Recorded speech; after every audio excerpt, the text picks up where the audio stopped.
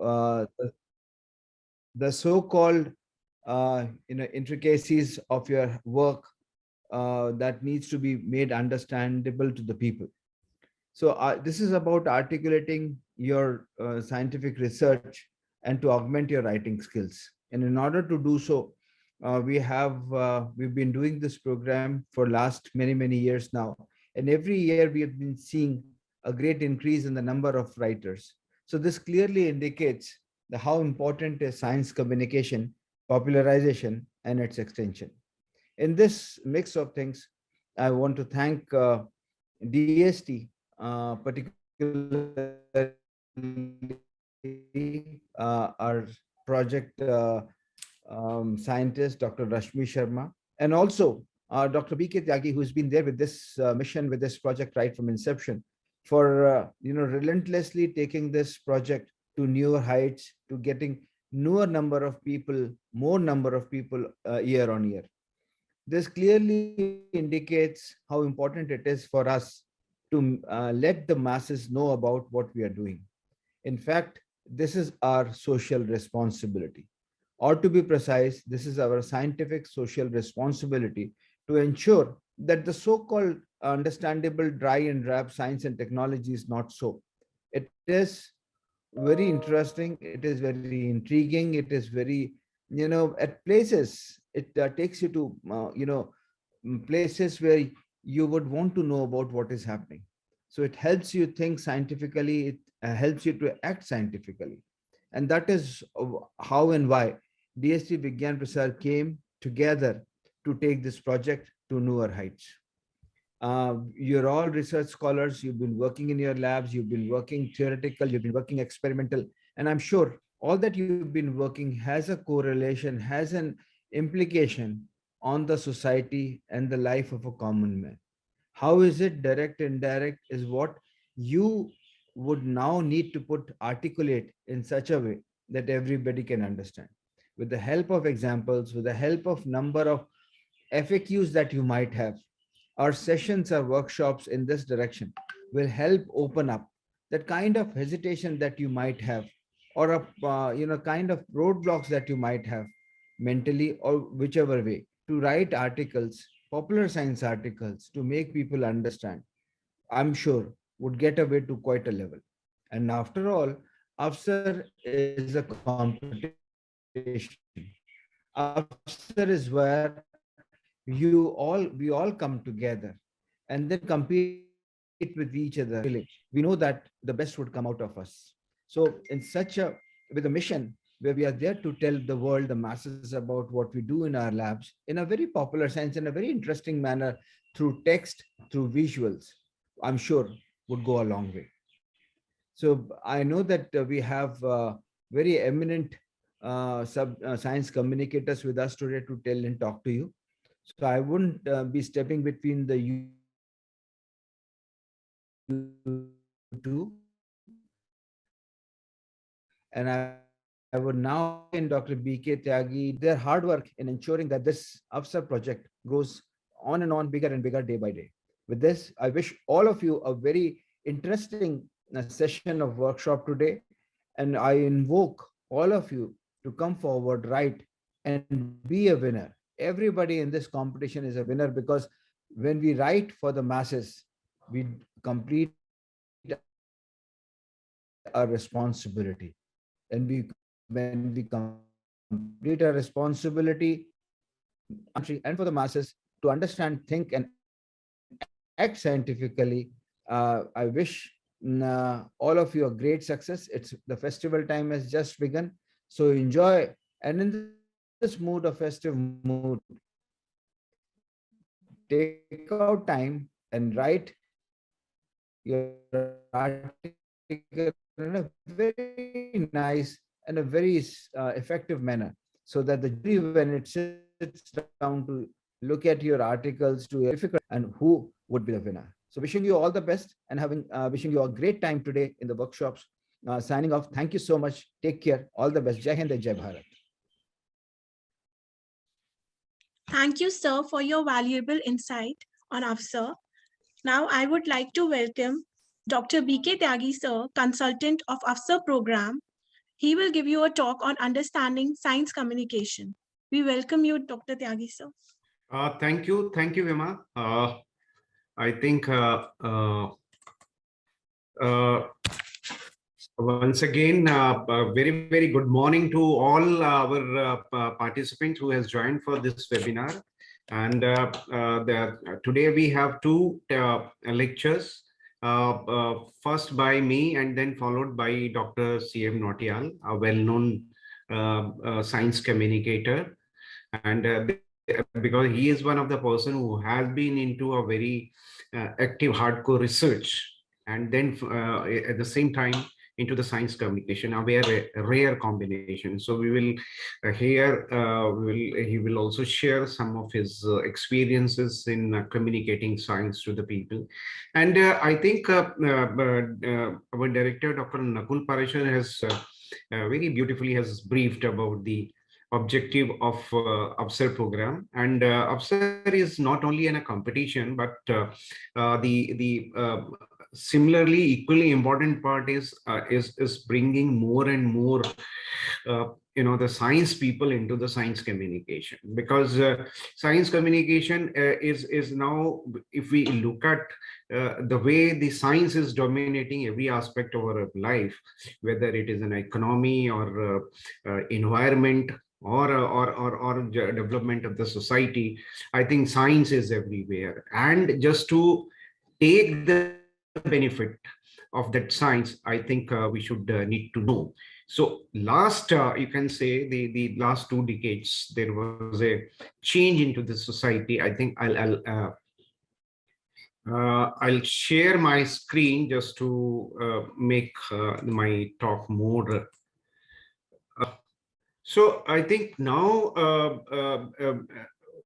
we will try through this, the lecture will try to understand what is science communication, why it is necessary, and if like for AWSAR program, which is not only in a competition, but also because of the series of program webinar, we are trying to sharpen the skill of our scholars, so that they can also think this as an alternate career option. Because recently now we have more and more, we need more and more professionals in science communication. Even all the scientific department, labs, etc., they are going to have one post of science communicator. Maybe the nomenclature may be different.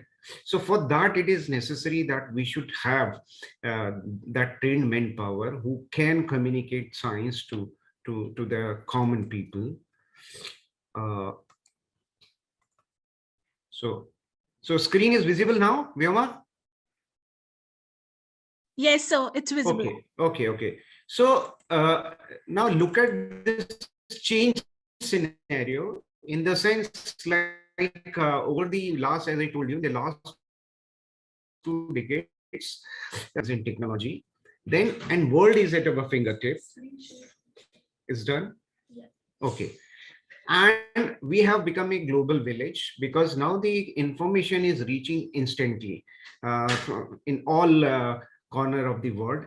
And if we look at ourselves, we are becoming a knowledge-based society. This is a change across the world, where if I have a capability to generate something new knowledge, and researchers or our scholars are already into that business, so then only I think I have a standing. And communication is the key to carry the benefit of scientific knowledge.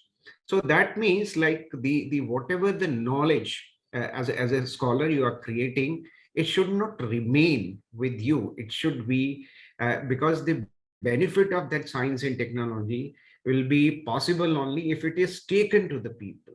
People should understand and will also dependent on our ability of our general population to understand, or the level of their understanding of science and technology. That means they should be equally aware of what is happening around them. And not only that, as I told you, if we have to take the benefit of scientific knowledge, it is necessary that it should be communicated, and that communication we have a 4 to 5 specific target group. One is our policymaker, whether it is a legislator or judiciary or our executive, who it is necessary that what is happening in our lab, they should know that, so that the new policies or new program can be developed to benefit the society. I'll give you a very good example. When I think we achieve a breakthrough in DNA fingerprinting, and Professor Lalji Tandon has been invited by the judiciary in different courts. Then only he communicated with the judiciary in different court about the rule of fingerprinting, and how they dispute, like wherever there are two claimants to a child, and to decide the paternity of a child, it was how the DNA fingering, this technique can be used. So the judges were not aware of it, and then only after understanding that it was given that this is a good technology and it should be used in settling these kind of cases, and now it has been taken on record that it is a proof. This technology has beyond doubt, it has proved, and in such case it must be used. So this is like the role of policymaker or the lawmaker should also be one of the target group to understand what is happening in our lab. Same is with the legislator. All the environmental laws, whatever has been made so far, is as a result of that communication only. How a particular technique, technology, or a method is affecting the environment, and what are the alternate available to that. So that's why the new era of that environmental protection in the form of making newer laws was came into existence.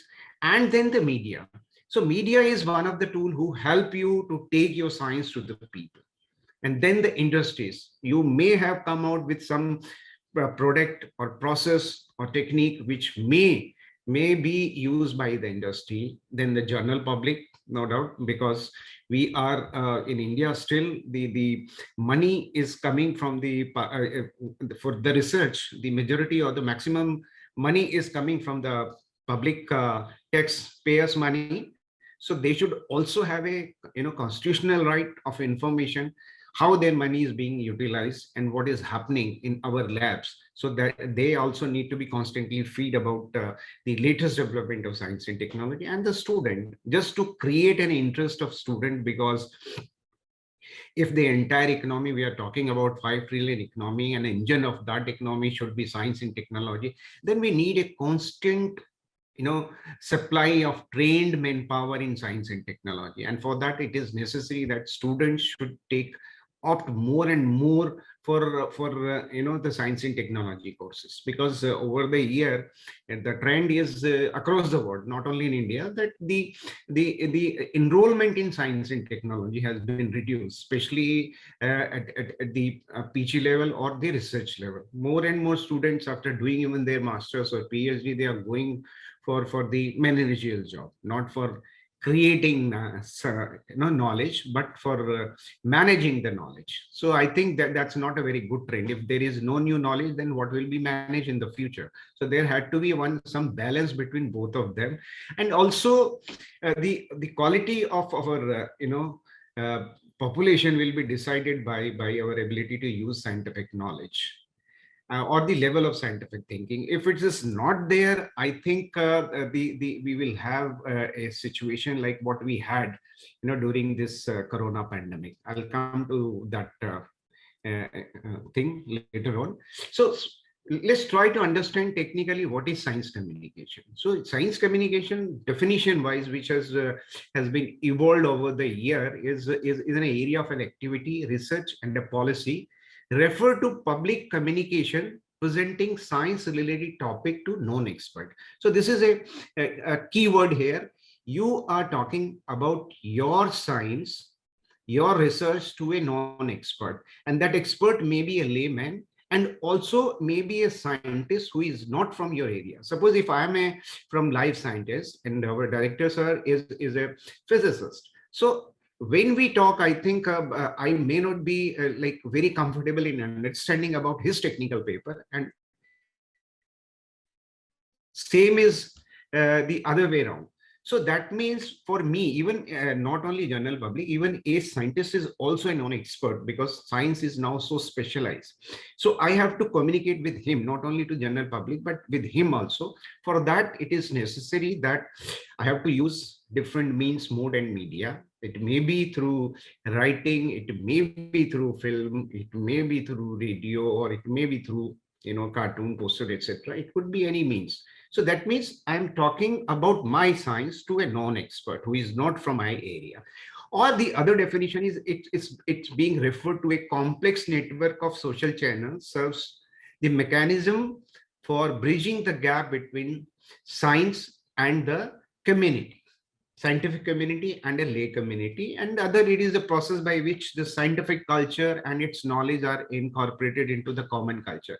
Here we are talking about that method of science, because the way we work in the lab, we don't, our behavior, our attitude is not same when we are outside the lab. So it is an approach. Science communication has a target, or you can say to bridge that gap. So not only the scientific culture which we have in the lab, it should also be reflected in our behavior when we are outside the lab. And the most accepted definition of science communication that was given by Byrne in 2003, but it is more for empiric, to quantify the kind of thing, just to, for the researchers, this is being used, is the use of an appropriate skill, media, activities, and dialogue to produce one or more of the personal response. That may be that your purpose is you are creating awareness, or it may be an enjoyment, like in Science City or Science Museum, etc., where you are going just to enjoy, but everything is there based on science. Then the interest, you're trying to create an interest in science. Then the opinion forming on a particular issue, like GMO food. There was two groups of people, one who was supporting that, the other were not supporting that. There was a lot of issues. Like, let's take a latest example about this vaccination part. So initially there was a reluctance on the part of many people, because of those opinion was not based on scientific fact. So then that's why, like, the science of vaccination, the science of corona was communicated to the people to understand that and how that vaccination will help, etc. So if we look at all the definition, the punchline, or the you can say the most important part is that we are communicating science to a non-expert. Your non-expert may be any of those target group which we have discussed, maybe a policymaker, media, industry, common man, or the students. So this is, now you have to keep in mind. And now the importance of science communication, because it has a social dimension, it has an economic dimension, political and diplomatic. So that's why, like, the importance, I'm trying to emphasize the importance of your work, that the people should need to know. And AWSAR is an opportunity, or a program to for that purpose only. And that's why we have been trying whatever happening in our lab, it should be come out and should be communicated to the general people. And the goal of science communication is to make people aware of scientific and technological development, to enhance their level of science and technology,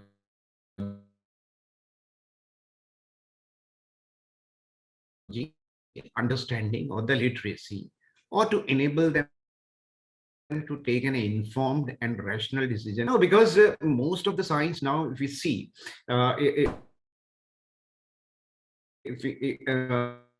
if I'll give an example of a ad fairness screen, wherever some superstar, so you become, so now scientifically, is it true? Can we change the color of our skin? Or if we change it, what is that, to understanding the genetics and the formation of that pigmentation, and then only if we have that knowledge, then only I'll be with knowing the risk of using that fairness cream will be justified on my part. So that's why the importance of science communication is that way also very important, because a lot of product, lot of false claims are coming. Our TV ads, etc. So here I'm a bit confused. So how I should take that decision? So whatever I'm doing, my decision should be informed. I should not be based on my peers group pressure, peers pressure, or something because actor A or B or Shah Rukh Khan or Salman Khan or anybody else is or Akshay Kumar is saying to use that.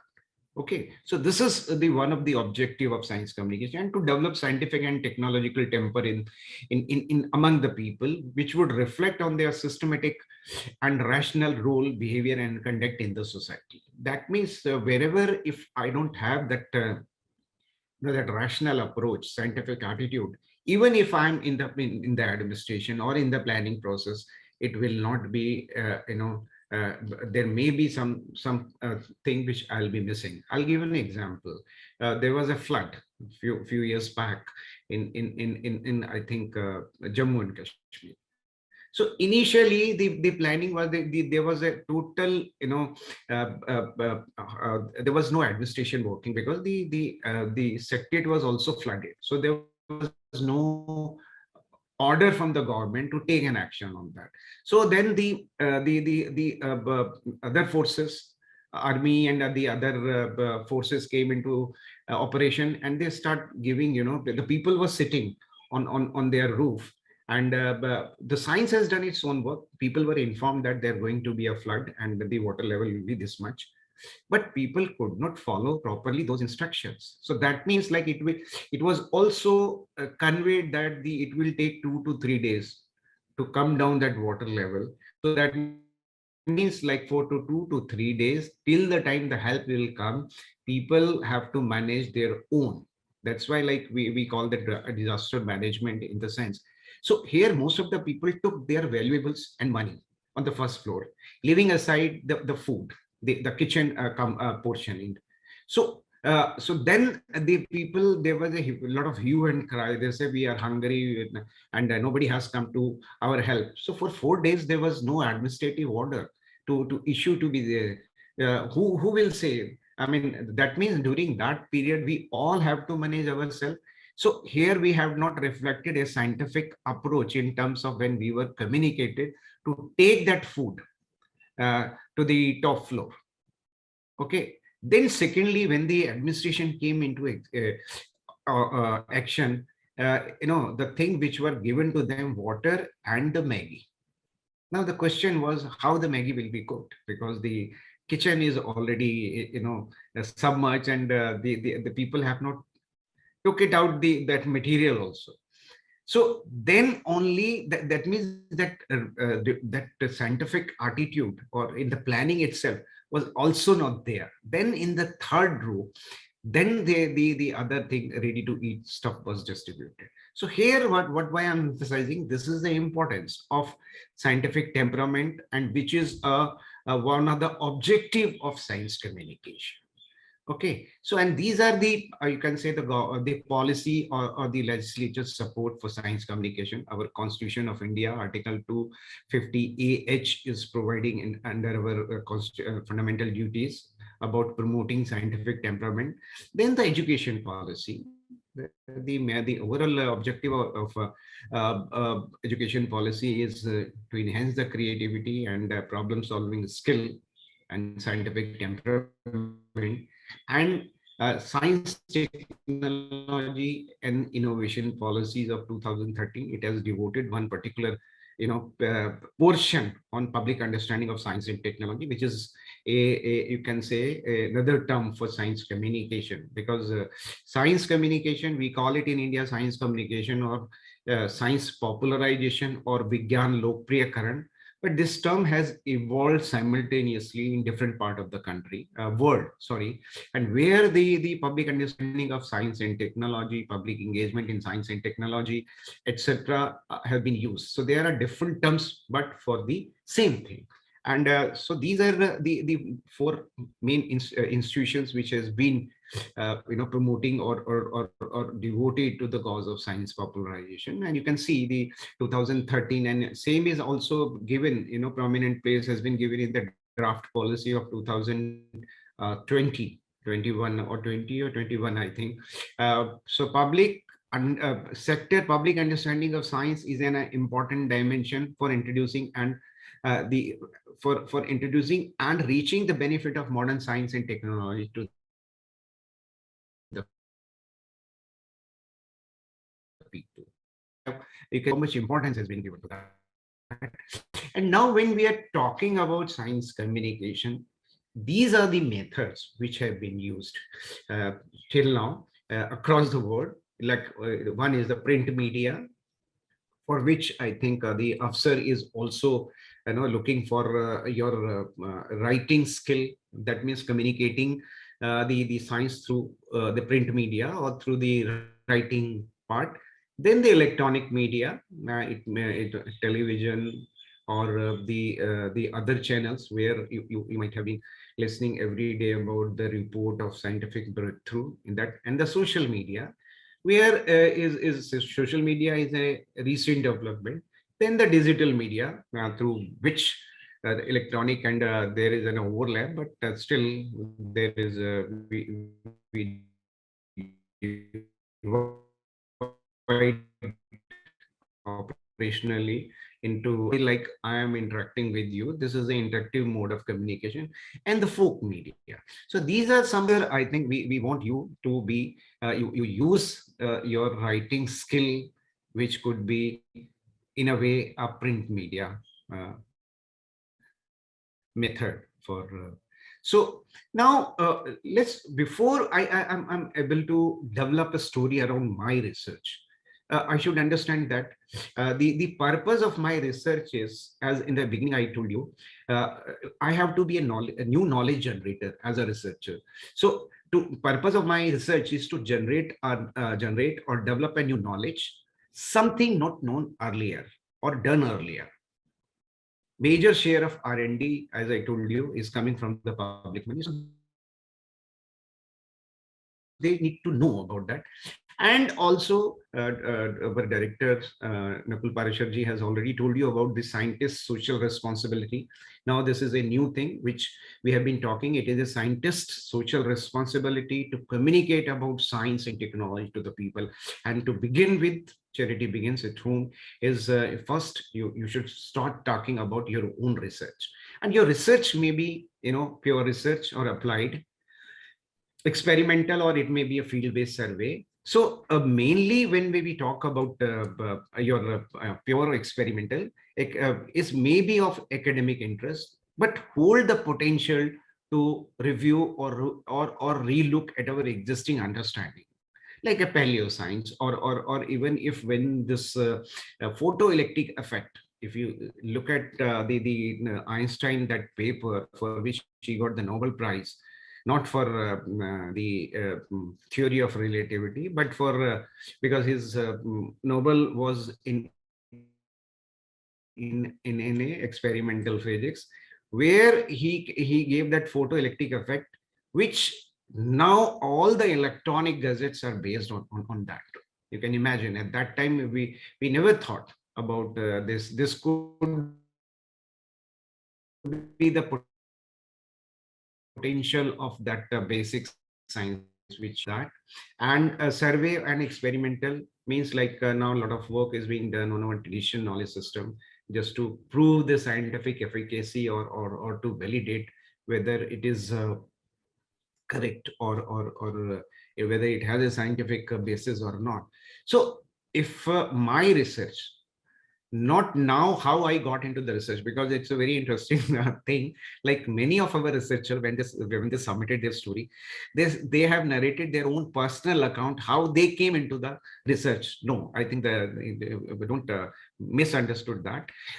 It is about my research means my research, what I am doing, not how I got into the research. Like I was a small boy, I was a very poor, but it was my dream to look at or to do some research. No, this account, personal account, is not required.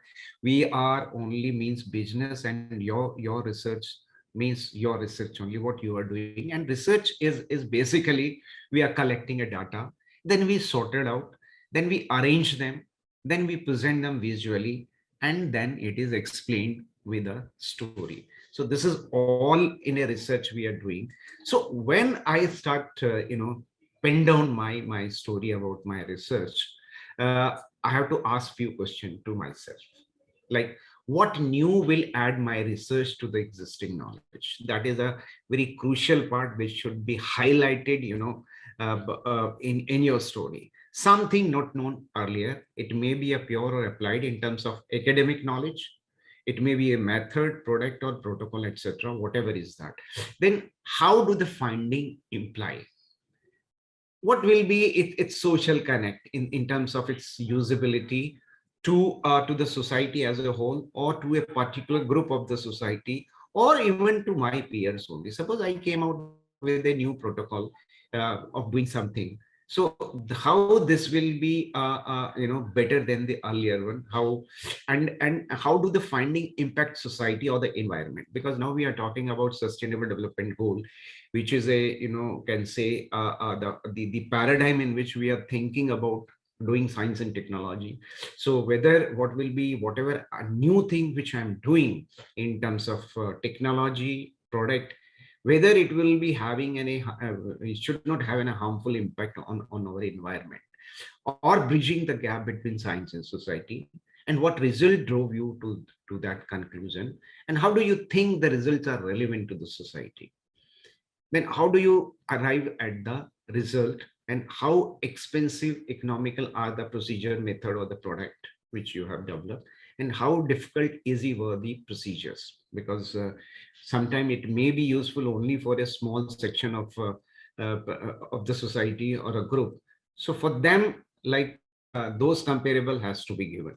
So here you have to start when you are writing, while developing your own popular story, start with the code and undermine the obvious. Why I'm putting this one? Because majority of the time I have found, like, the story which have been submitted to us, most of the time in building up the the storyline, the secondary data has been used, and in the last, what actual research has been done by our scholar has been mentioned.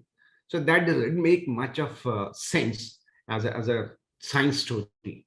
So story means the breakthrough of your research, what you have done, and whatever the point which I have explained you earlier just now, it has to be in the light of that. That should be the reference point for that. And science as a tool for myth busting, it should establish your story, should be that moral should be there, and remind people of their childhood. Means you have to find a correlation, between correlate is necessary, so to connect the people to the reader with your write-up, and use the story of some celebrity character or incident. Because I did one story on myasthenia, because some new drugs was there. So here the I found that our superstar, for Bollywood superstar Amitabh Bachchan, is suffering from this myasthenia this since last more than 2 decades, and he is taking that medicine regularly. So here, in myasthenia is like this. I think there is some muscular. This is an autoimmune disorder where, like, you cannot engulf, the water. That distinction between going to the food pipe or the windpipe is not there. So here, just to before he has to take any food, the patient has to take that medicine. So it depends on the severity of the disease, whether you have to take 2 times, 3 times, or 4 times. It is on there. So here, the starting the story of myasthenia and the medicine was like a reference point. To create an interest was Amitabh Bachchan. Then the use story at call for action, participation, and field-based research, to be specific.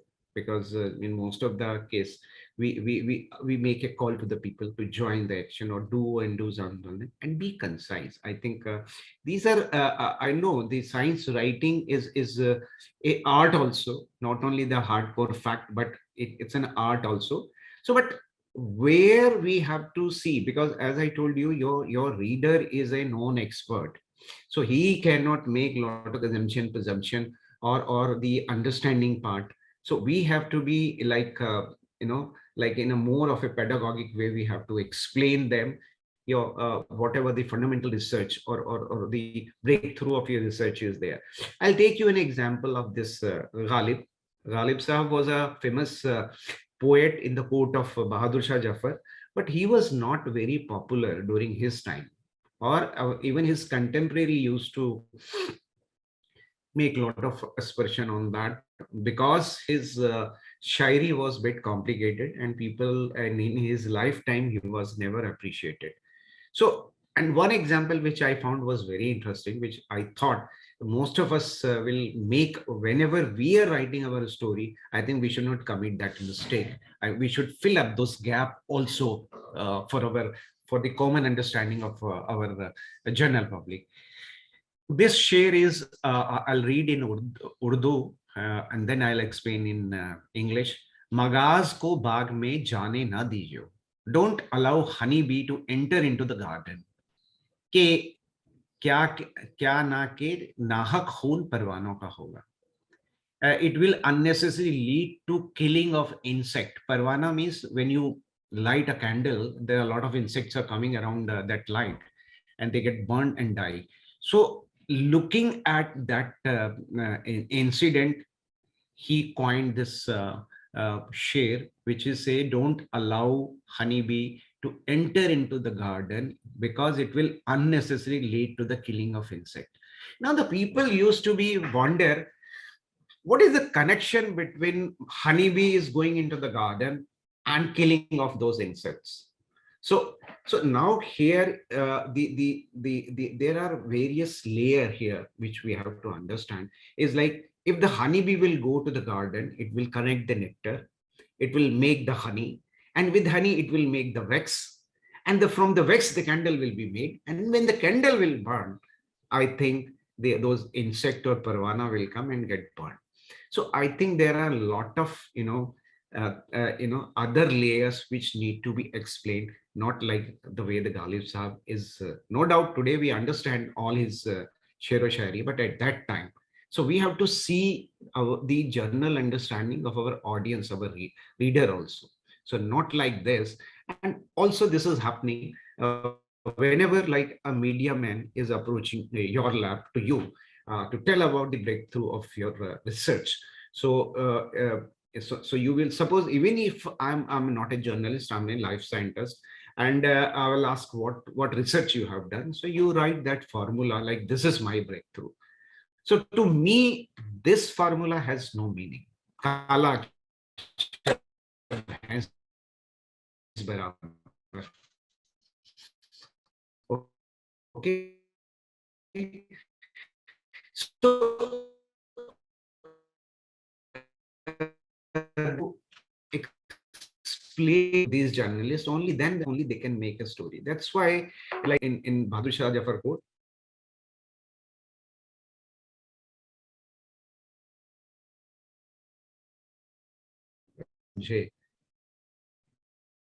तो क्या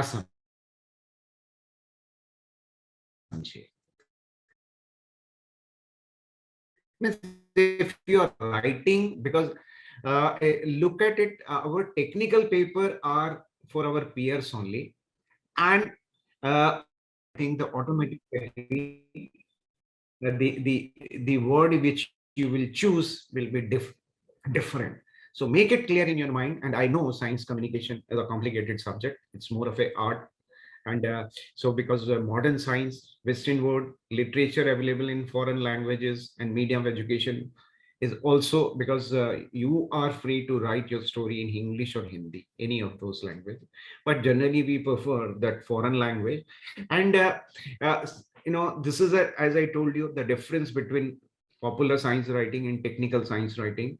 That is because scientific writing is published in a peer-reviewed journal. Then it is for the scientific community of and your peers group, not even then the new knowledge, technical term, we use a lot of technical term, table, figure, references are there. But when we write a popular story, it is published in a newspaper, magazine, blog, and so on. And it is for everyone, including scientists. It is more of a knowledge review, simple term, examples and illustrations. Okay, so illustration you can use, but not avoid those table and those graphical figure which has no meaning outside the your PS group. Okay. So, but whenever in journalism or in science writing, we use that reverse pyramid approach, in the sense, uh, in journalism or in science writing, the inverted parameter refers to a story structure where the most important information might even be considered is presented first. Yeah, whatever is a breakthrough, it should come in the first para itself. So means the results or the consequences of that, and the who, what, when, where, and why appear at the start of the story, followed by supporting details and background information. So now if you look at that reverse pyramid, the most important information about the event, all that uh, 5 to 6 W and H should come in the beginning itself, and the critical information explaining the topic, argument, controversy, story, evidence, background details should come in the second or in the middle, and the tail part, the extra information, interesting related item, and the journalistic assessment, means like your own assessment about your research, its consequences, it's a drawback, or it's a plus point, etc., will also come here. No, like, let's try to understand that this reverse pyramid through a case study. Okay. But before that, basics of popular science writing is think in your mother tongue. You need to have a basic understanding of science. Means not only about because once we cross a level, generally our understanding of basic science become bit, you know hazy. I'm not saying poor, but hazy. So you have to refreshen that again, because of building that connect from that basic science to your finding to in a very narrow area, that connect, to establish that connect, you have to go back to the basic science. And as Einstein had said, if you want to take science to the people, first communicate it with your grandparents. I think talk to you about your research to your siblings, your grandparents, mother, father, and all your beside your peers group. This is possible only if first, if your understanding about your research is clear, because many times it just happened.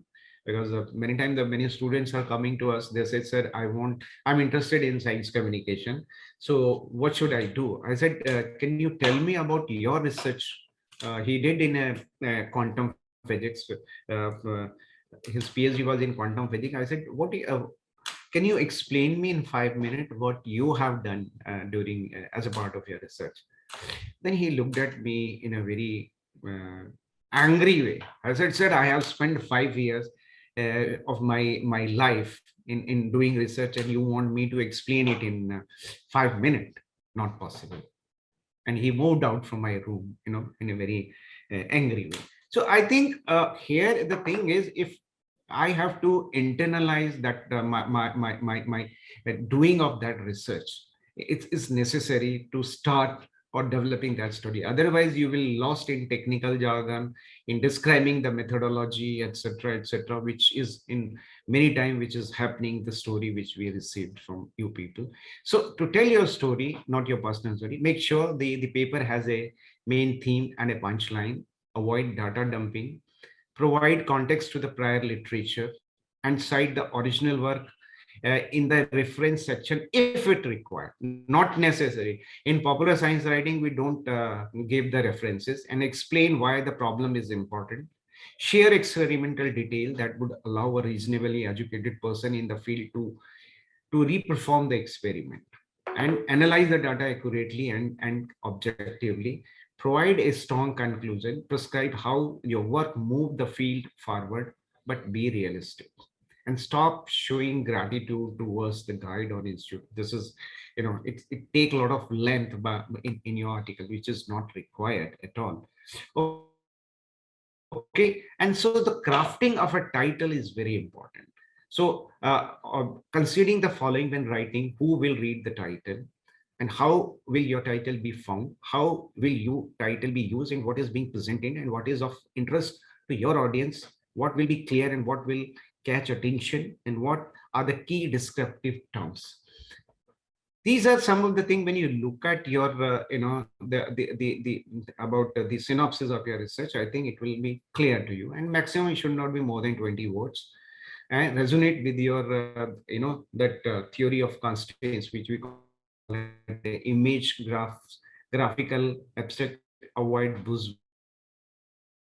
and how to justify claim by first and only kind of thing. Don't try, avoid listing potential application which are unrealistic, which are not, because in Einstein paper he never mentioned like the entire world of electronic will be using that fundamental aspect of mind. No, because it wasn't there at time. And avoid acronyms tend to have little meaning outside a specific area. Okay, so so these are like some poster with visual which had from Bollywood I have taken, because I'm a very much lover of Bollywood and Hollywood films. So these are some of like Mother India, Ek Phool Do Mali, then the Talwar. If you look at this Talwar, uh, it has a immediate connect with the happening of at that time. Okay, so and with the help of this visual, he tried to he justified. So immediately you got there is a curiosity in the mind of viewers and all that. So these are some of with the visual, the title which has been used is and this is again some Hollywood film in Metropolis. You see, this is in 1927, silent film, first on intelligent machine. This was the first science fiction film which was made in Germany, I think, not in Hollywood. Then The Godfather and Exorcist. These are some of the film Aliens, E.T., Extraterrestrial. So you can see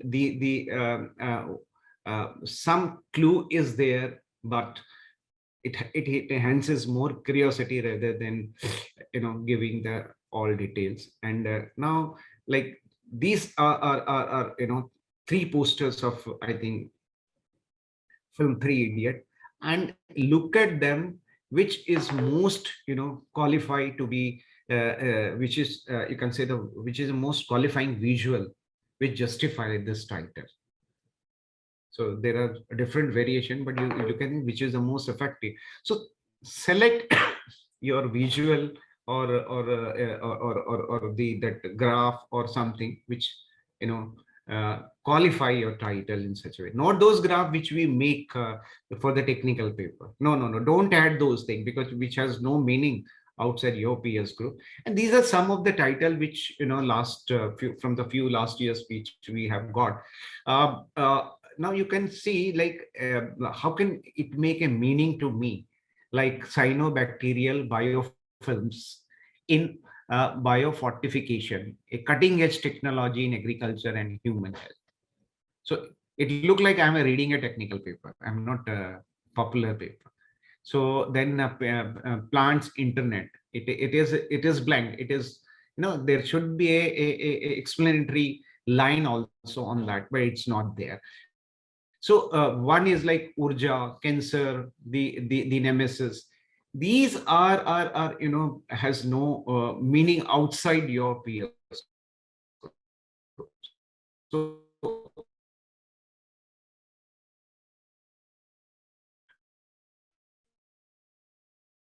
make it as I, if that itself is not interesting, I think the forget about the second step of reading about the whole article. So these are some of the example. I think the slides will be available on our website. You can check. Don't do that. Okay. Wild tomato species, nature's secret poison. Something like some connect is there, but I think it could be made more poetic, more rhythmic. I think, and with a some cartoonic caricature or illustration, something like that. Okay, so now let's come to that particular case study. This was a research done in a German lab. Why I'm taking it? Because it was not done in our Indian lab, but this is a for academic purpose. This is one of the best case study which I have taken. This is a research was done in a German study where an active compound from the spinach, palak, palak होता है ना हिंदी में जिसको पालक बोलते हैं हरा साग, active compound was isolated from those spinach, which turn out to be fall into the category of what we call it this क्या बोलते हैं उसको steroid, sorry, yeah. So now this was the research finding, isolating a active compound from spinach which fall into the category of which is a which has a uh, slightly in a banned category of those steroid. uh, now here the first part is that now to create a connect. So which is the most popular character across the world which is known of acquiring a strength after eating spinach? I think it is papaya. Okay, I think in India I am also very fond of watching that cartoon. He used to do superhuman act by eating that spinach, and I have seen many mothers used to show this spinach, this film to their children to prompt them, to eat that spinach, because of if you want to be a powerful man or girl or boy, or so you eat spinach. But here the research was the compound which was isolated from that, it fall into the category of steroid. So that means, and it was found that it actually enhances your muscular strength. Okay, so the initial theory of that which we see in the papaya cartoon is validated कि papaya खाना जो पालक खाता था वो खाने से उसका ताकत बढ़ जाता था, and then only he used to do some superhuman act. So but now the thing is that active compound which enhancing these muscular strength fall into the category of a steroid. That means they, like a player who are eating this spinach as a part of their food height as part of their diet, they may be having that AWSAR which the scientists gave to this steroid. That means it should be put into that banned category of that list. That was the social output or social connect of this research. And then that means like any player look, and now what will happen, like the Indian player, which are most of our player are vegetarian, and if they are dependent on their musculars, building their muscular strength only on spinach, and they will be having that compound in their blood, and whenever this blood will be tested, I think they will be out because of that in the dope test. Okay, so here is now you can see the research was isolating a compound, active compound, which is responsible to enhance the muscular strength, but which also happen to fall into the category of a steroid. And then the methodology was people where this compound was given, and there was another control group which was not given, but they were told that they're also being administered that thing. And then the comparative data, and the finding was yes, it does. Now the scientists say vegetable list of prohibited item for athletes. So finding of the research was papaya right, eating spinach does boost power. So this was their conclusion of the research, which instead of telling it directly, they use a public memory, something, a reference, like the way I gave you the example of Mr. Amitabh Bachchan. Same here, this character has been used to connect, to develop a immediate connect with the audience or with the readers. So now, and in this story, if you can see that reverse pyramid approach has been used in completely. So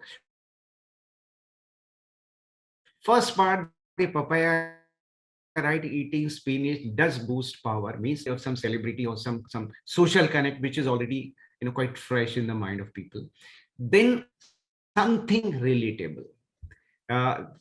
They said definitely on something when written about the university where this research has been done, and the outcome, in the sense the a study involving 46 athletes were carried out where they were trained 3 times per week for a span of 10 weeks. Here they have given the methodology also, not the way in technical term they are defining.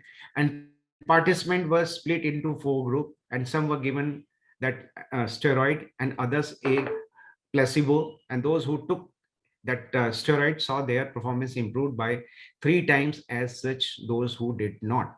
So that means this is the by their experimental data. So here this research has a experimental data and a lab data also. So where the isolating that compound, active compound, and then doing that study on 46 people. So here this is, and then the social component. How the study of scientists say that their hypothesis was that they would see an increase in performance, but we did expect it to be that big, because it really the impact is much more what the scientists or the researchers were expecting. And the social implication, that means the World Anti-Dope Agency, in our report they said they have already recommended to this WADA that they should include that active compound in their prohibited list. So this is the social implication of that research.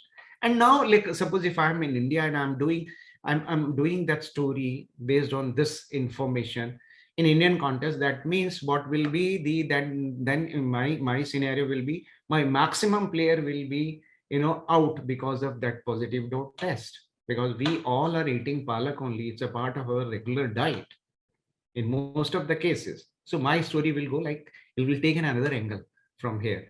So less important, but make story more interesting and relevant for the specific group. Okay.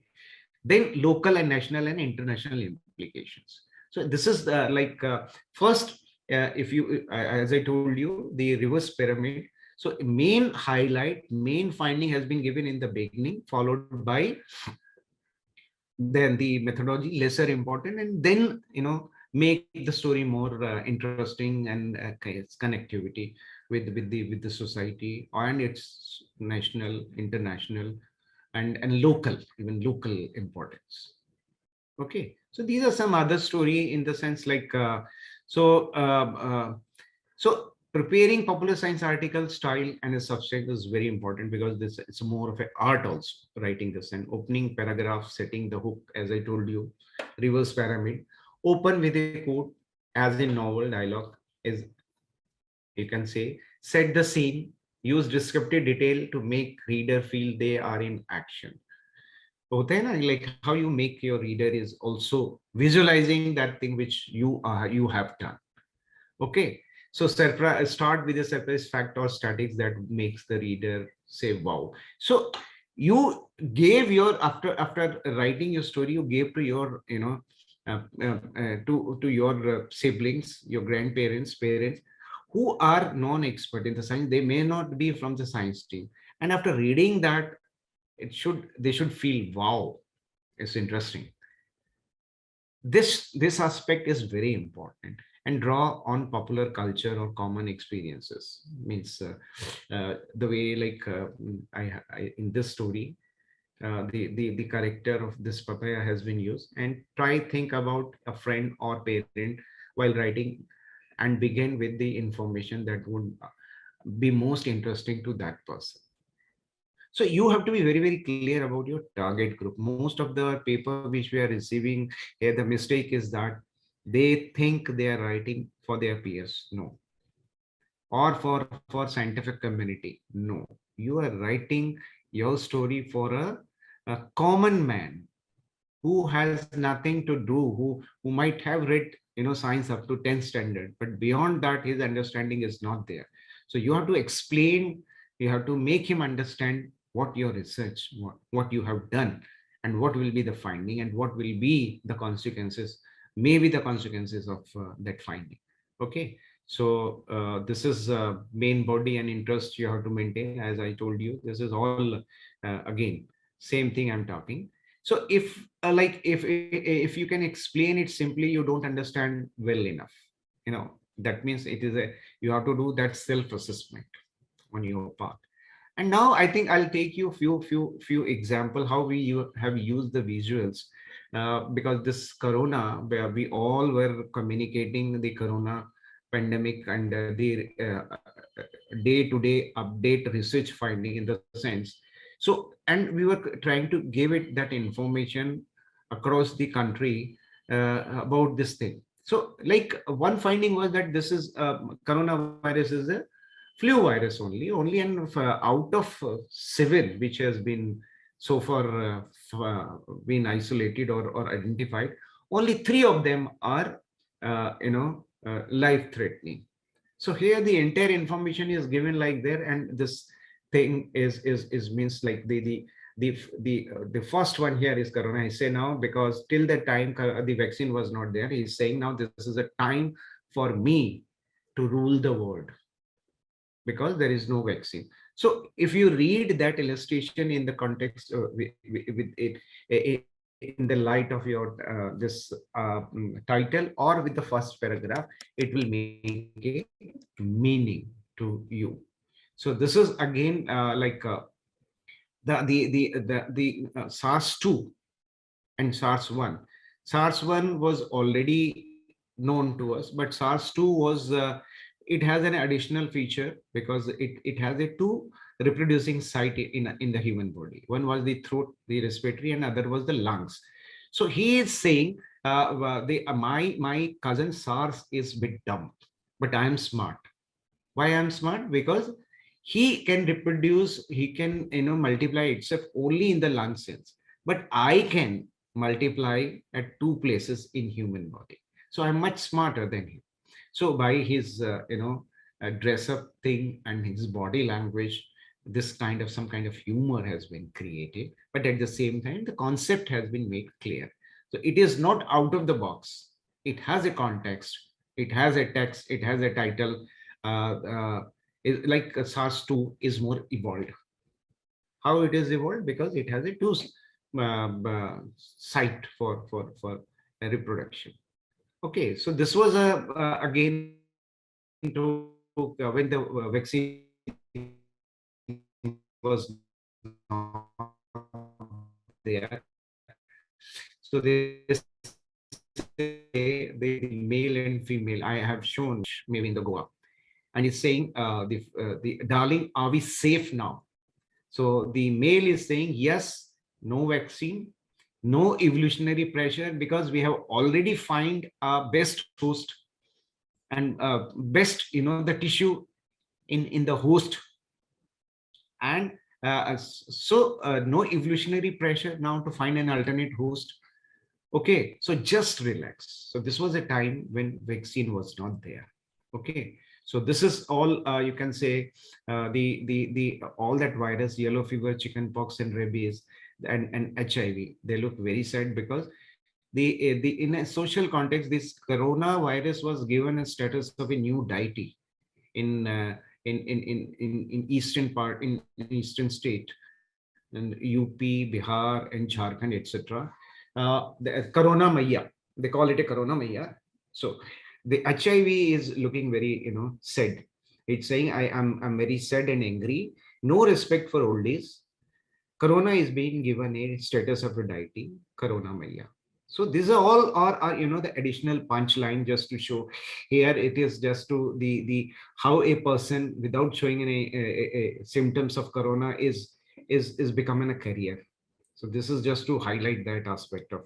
So this was just to the the herd immunity concept of herd immunity, which has been explained, and this is a symptoms of corona. So just what the finding was, a loss of smell and taste may be the early symptoms of corona infection. Okay, this was a finding at that time, and they say the husband wife, we use that This food has no taste. So wife is saying you have early symptoms of corona. Better go for a test, not for the taste. So this is okay. So these are like some of things you can add to just to create some humor, but also in consolation with the title. So the corona, when many people become a carrier of corona, they themselves were not showing any symptoms. So he is saying like this remind me the film Lage Raho Munna Bhai, where say Bapugri was a concept. Say Mahatma Gandhi ka, it's a very important quote, say in a gentle way you can shake the world. So corona is saying, yes Bapu, I'm following your way, spreading infection silently and asymptomatically. So this is all the way like but this is about like washing of hands, etc. So I think I will come to an end here. Idea is to है दुनिया में सुखनवर बहुत अच्छे पर कहते हैं कि गालिब का अंदाजे बे और है. I think you have to develop your own style to have your own niche in a science communication. So there is no hard and fast rule. Depending upon your story, your content, you can design it. But these are some of the things which we have gathered from our learning experience and which I thought we should share with you. So with this word, thank you very much and giving me this opportunity, and best of luck because the submission deadline is only 15 September. So you have a almost a week time. So after this webinar, I think you should on to you're writing your story and submit it before that deadline. So thank you very much. And Thank you, sir, for sharing your expertise and making participants understand how to communicate their research in a popular format. Now, I would like to invite Dr. C.M. Nautyal, sir, who is the consultant at Indian National Science Academy. He will share with you the tips for popular science writing. We welcome you, Dr. C.M. Nautyal. So,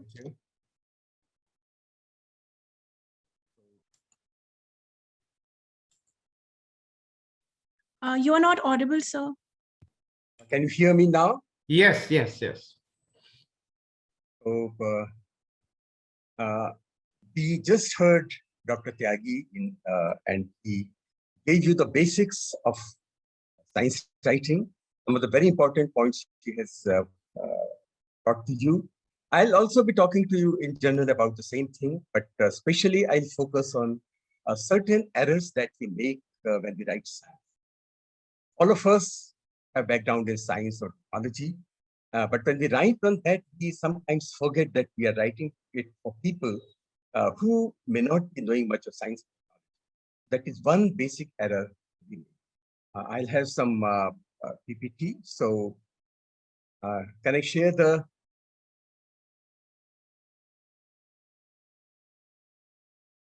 I'm sharing the screen now.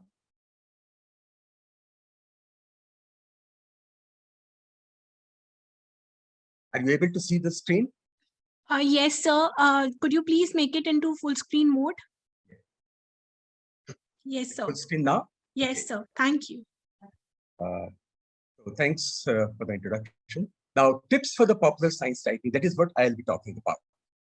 Here, I must quote Isaac Asimov here. What he said was that the public that does not understand, a public that doesn't understand how science works can all too easily fall prey to those ignoramuses who make fun of what they don't understand, or to the sloganeers who proclaim scientists to be the mercenary warriors today and tools of military. The difference between understanding and not understanding is also the difference between respect and admiration on one side and fear on the other.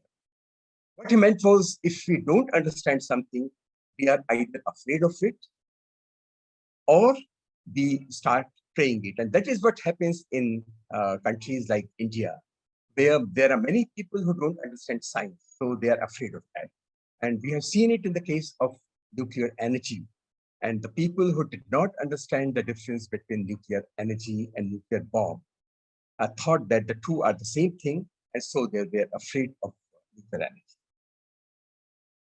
Now, I fully understand, and you all understand too, that all the people who are attending this workshop here are not going to become scientists. Most of you will perhaps become scientists, or maybe will be in the engineering profession, but still attending this workshop or learning the skill of writing science or technical matters will help you in many ways more than one. It will help you in understanding your own subject better. It will help you in preparation for your interaction in considerations for tips, awards, and so on. So often you would be asked to appear on radio or television, and even there your communication skills will come handy. If you go to a committee when you are being considered for an award or a project or something, it will help you to explain your viewpoint much better. And also sometimes when there is a crisis, just we had a corona crisis for almost 3 years. And at that time, you are required to explain to people how to protect oneself from corona infection. You will be fulfilling your social. And I think these days, if you are doing a project from any ministry, maybe communication will be an essential part of that. And you will have to tell them that the results of your project have also been communicated to people. So this skill will come handy in many facets of your life, particularly in your career. Similarly, I know of some cases where the very good papers have been rejected by research journals, or the editors have sent them back saying that it should be written by somebody in a better manner, and they would even charge fees for $500 to $1,000 for rewriting that paper and resubmitting. I don't think any one of us likes to pay $500 or $5,000 for submitting a paper. So this will come handy there. Most importantly, as far as the society is concerned, imagine these two signboards here. One says that water is at 9 kilometers, and the other says that H2O is at 50 meters. Now, it's anybody guess where will this poor person who is needing water very badly go? This man will crawl for 9 kilometers because he wants water. He doesn't know what H2O is. One important lesson in this cartoon I have borrowed from the internet. One big lesson here is, if we want people to understand us, we have to speak in a language they understand. And this is a basic lesson for any science community. This talk of mine is about the demands made by special nature of science. We discuss them. We will also talk about how writing for peers and writing for the lay persons are different. We will also try to learn about the challenges which this art of communicating science poses to us. We will also give some example and look at them to understand how we should be more careful so that the statement that we make or whatever we write is unambiguous and people understand it without any confusion. When we give examples, that also requires a skill. We'll discuss that. We will also discuss what is it that we should be writing about. In short, I will try to make you a little bit cautious when you write, and the rest you will learn from experience. So the first thing is, what is special about science? In science, we are dealing with very, very unfamiliar objects. For example, coronavirus or COVID-19 virus is something which we cannot see with naked eyes.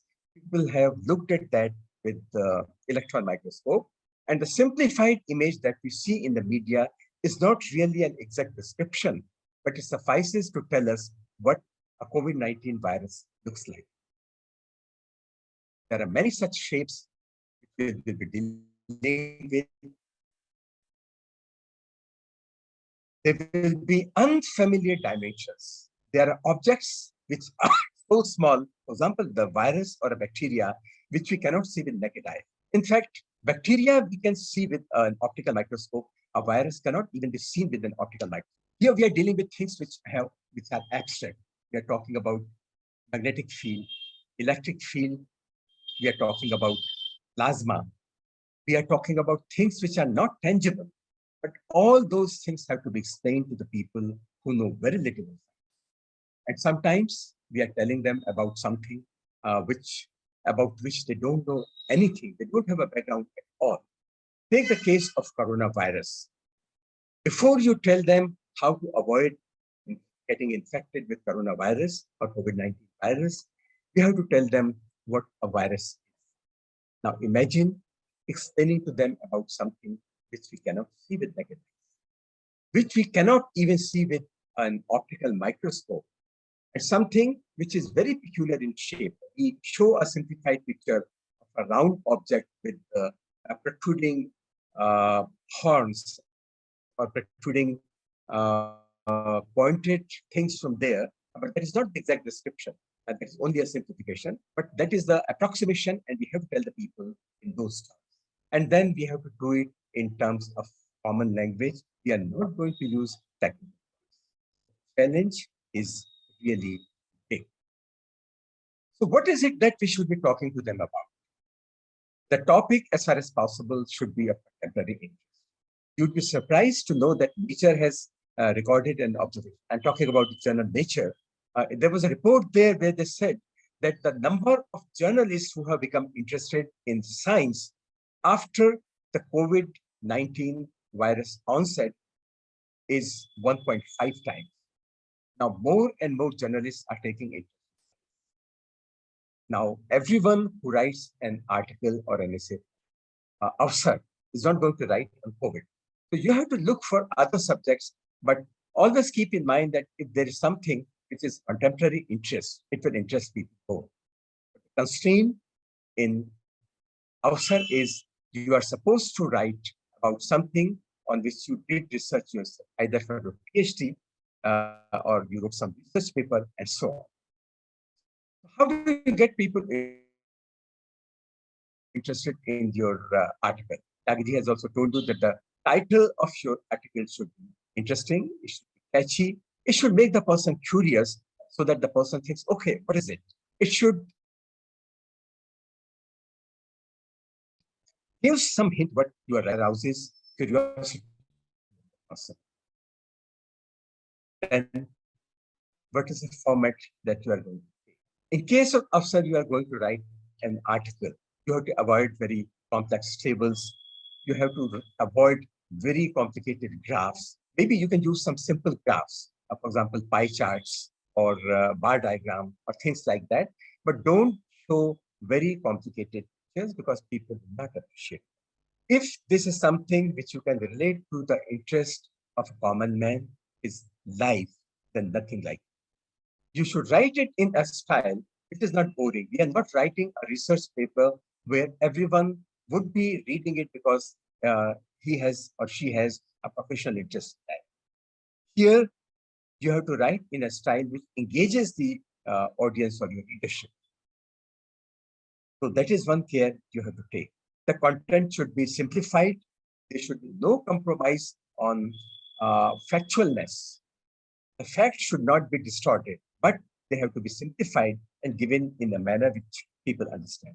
And at the end, it's good if there is a message or if there is a conclusion at the end to make it easy for people to understand what you have said. And always remember, as Dr. Tyagi also pointed out, that this is going to be an inverted pyramid if you compare it with a research journal. In the research journal, you have a very, very standard format.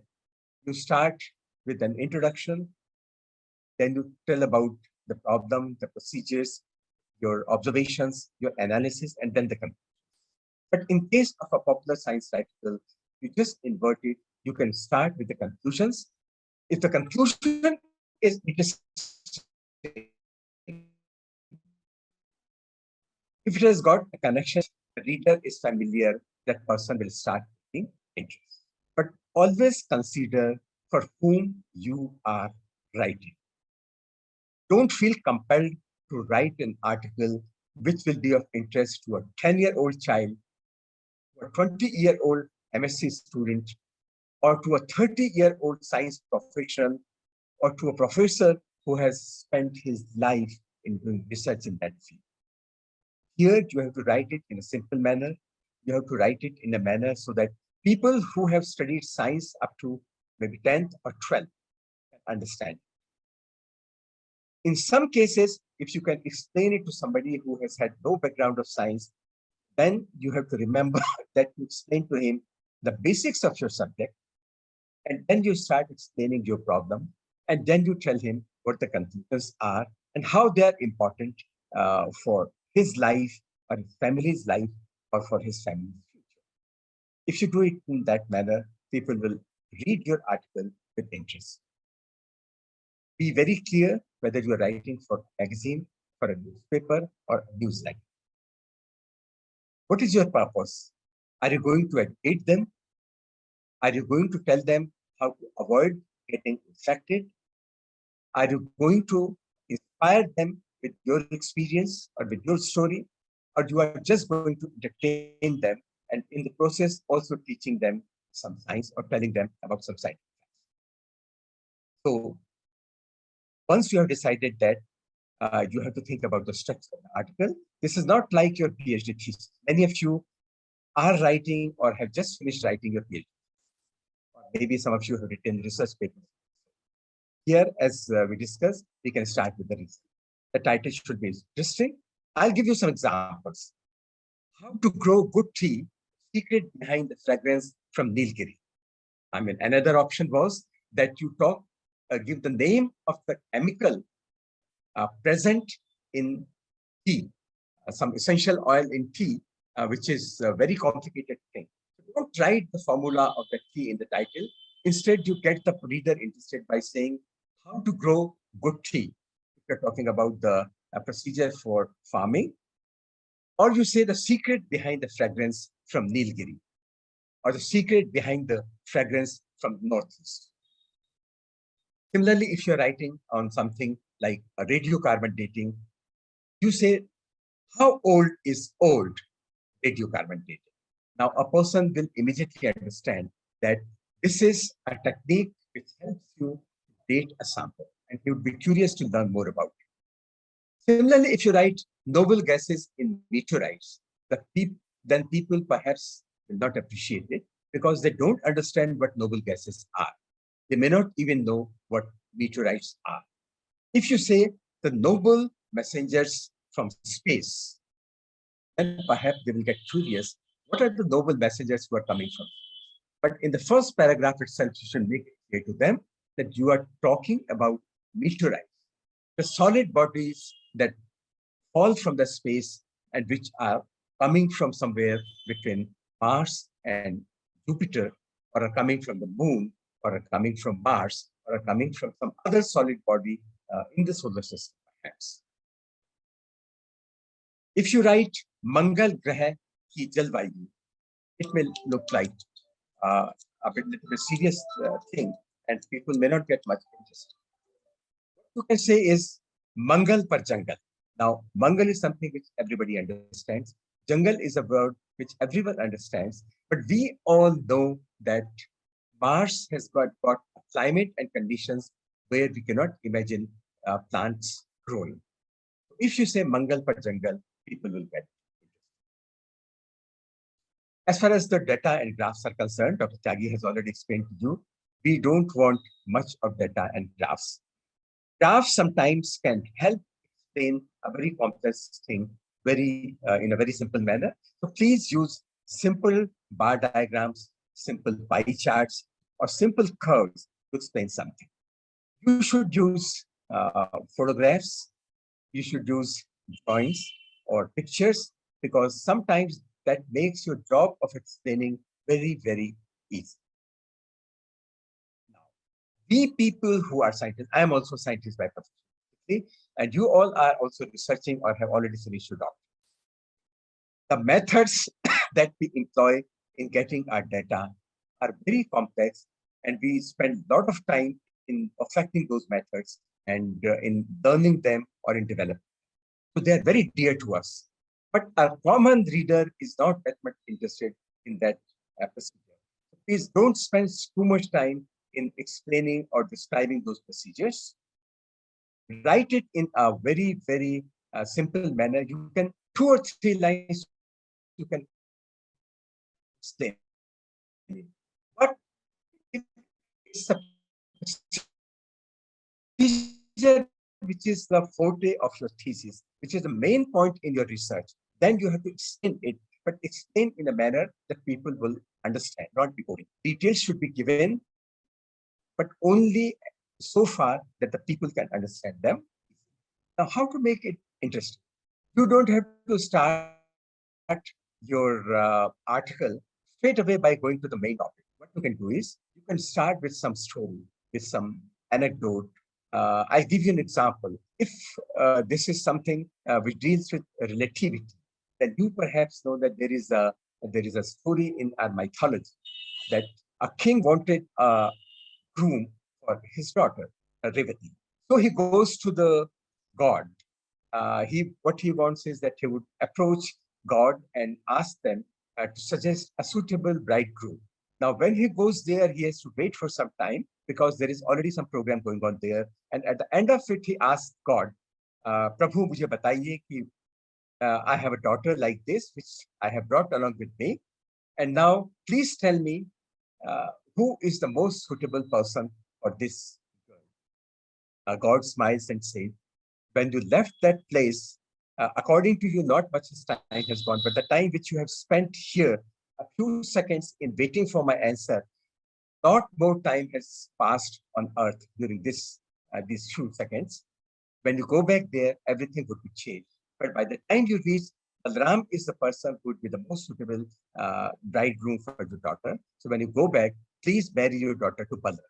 Now, this is a story which tells you indirectly about time dilation. I'm not saying that people in those times, a few hundred or 1,000 years ago, knew about time dilation or the theory of relativity. But this basically tells you the time which passes at one place can be different from the other place because a lot, very high velocity is involved in traveling to that place. And at high velocity, time dilates. Similarly, there can be some many other good stories which you can start with.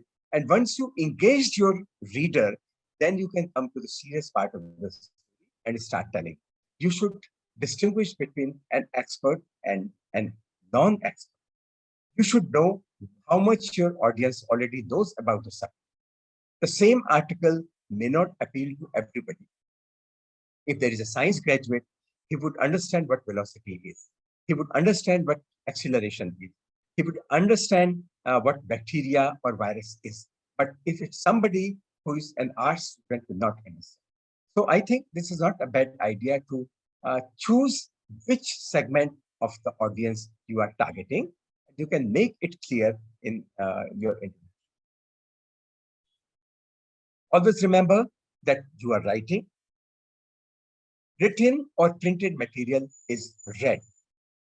This is not heard. This is not seen as it happens in the case of radio or television. If it's a written material, you can turn back. You can go back to the previous page. You can put certain things in bold. You can you can make something in italics. You can give a footnote. You can give index. You can give some notes. You can give boxes. All these are tools in your hands, of which you should make. Because you are writing, you have the freedom to make certain parts bold. You have a freedom to write footnotes. You have to put things in italics. You can make some boxes and explain those concepts which are complex.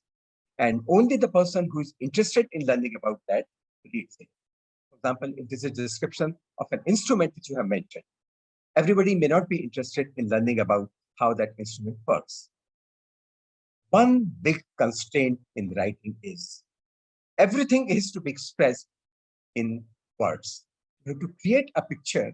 The picture has to be created using words. So your imagery is very important. If any of you have read the book Harry Potter, any of its volumes, you would know that the author has a tremendous capacity creating pictures. And you have to master. we, the students of science, are not generally very good at that. But if you want to be good at popular science writing, you have to develop that. Second thing is we have technical. I will explain to you, Joe. Bannu was the best blacksmith in town, and then he engaged an apprentice by name Santu. Now, Bannu to Luhar tha, and Santu approached saying that he wanted to learn the job of blacksmith. Bannu said, "Fine, you can come and join me from tomorrow." So next day, the fellow, the apprentice, comes, and Bannu says to Santu, to the apprentice, he says, "Strike with the hammer when I nod." And then Bannu nods his head. Now, Santu is the best blacksmith at the town because Bannu is dead. And why Bannu is dead? Because Bannu forgot to tell Santu that when I nod my head, you should strike at the rod. And Bannu was a failure as a communicator. And when he nodded his head, Santu struck his head with the hammer and not the rod. So in technical communication, unambiguous writing is very important. If what you write is vague, a very wrong message will go to the reader, and that can sometimes cause catastrophe. We have to be very careful. Similarly, when we are dealing with units, with ratios, with absolute amounts, we have to be very clear what is it that we are writing. I will give you an example. Suppose you go to a restaurant and you order a vegetable because the menu says this is made with grapes and pumpkin. Kaddu or angur ki sabzi hai. You'd be very happy. You thought that it would be very tasty, and you order that. But when you eat it, you find this is no different from pumpkin or kaddu ki sabzi. You confront the manager. You complain to him that it's just looks like it's just kaddu, and then he says, "No, sir, we are mixing kaddu and grapes in 1:1 ratio." You are confused, puzzled. You pay the bill and come back home, and then you realize you did not ask the manager whether this was weight-wise 1:1 or this was number-wise 1:1. Perhaps what the manager told you was, this is one kaddu and one grape. So that explains why the taste was not good. So similarly, when you are writing science, you should be clear in writing whether you are talking about 1 gram of copper and 1 gram of gold, or you are talking of 1 atom of copper or 1 atom of gold, or you are talking about 1 liter of oxygen and 1 liter of some other element, or you are talking about 1 gram of water, or 1 gram of hydrogen, or 2 grams of hydrogen and 1 gram of oxygen, or you are talking about 2 atoms of hydrogen and 1 atom of oxygen. So, you know, when you say H2O, you do not mean 2 grams of hydrogen and 1 gram of oxygen. What you mean is 2 atoms of hydrogen and 1 atom of oxygen. So we have to be very careful. Similarly, when you say 1:1, is it the ratio of absolute amounts, or is it the ratio of atoms? When you are taking 1:1, do you mean that they are both in equal volumes, or you are saying that they are equal in weight or mass, or you are saying that the number of atoms is equal? So these are things which will not be clear to the reader, but they should be clear to you, and you have to explain them accordingly. Similarly, the dimensions can be very confusing. A micropaleontologist or a biologist cannot imagine easily how huge a galaxy can be. You look at these two pictures here. At the top, what you see is a pollen grain, and that pollen grain in size will be a fraction of a millimeter. What you see at the bottom is a spiral big galaxy, and that galaxy will be so huge that if you start traveling with a velocity of light, with a velocity of 3 lakh kilometers per second, it will take you lakhs of years to cross that galaxy. Now, if you say a small galaxy, the smallest galaxy would still be so big, it will take you 200 years if you travel with the velocity of light to cross that. This would be so huge. But if you say a big pollen grain, that may be about half a millimeter. You see the difference? So in your article, if you write a huge galaxy or a small galaxy, if you write a big pollen grain or a small pollen grain, if you write a big virus or a small virus, it does not make much sense to the reader if he is from a different field. So you have to say that the virus is so small that thousands of them can be accommodated in the thickness of our hair of our head. That explains to the person that the virus is really very, very small. So whenever we are talking of something in our article, the reader wants to visualize it. He wants to imagine what is the size, what is the color, what does it look like. So when you are explaining a virus, we cannot imagine whether it will be cylindrical in shape, it will be spherical in shape, it will be like a thread, will it be like a square, will it be like a cube, will it be like a rectangle, will it be like a circle, and so on. So when you start explaining or describing a new object to your reader, please describe it so that he or she can make a mental picture of that object, and that is the success of good communication. In the case of AWSAR, what do you write about? You're writing about your own research work. You're writing about maybe your PhD. You're writing about maybe a research work which you have communicated to a journal, or which you are going to communicate to a journal, or which you have already published. So depending upon the complexity or level of difficultness or difficulty of the article, you have to give an introduction in your paper.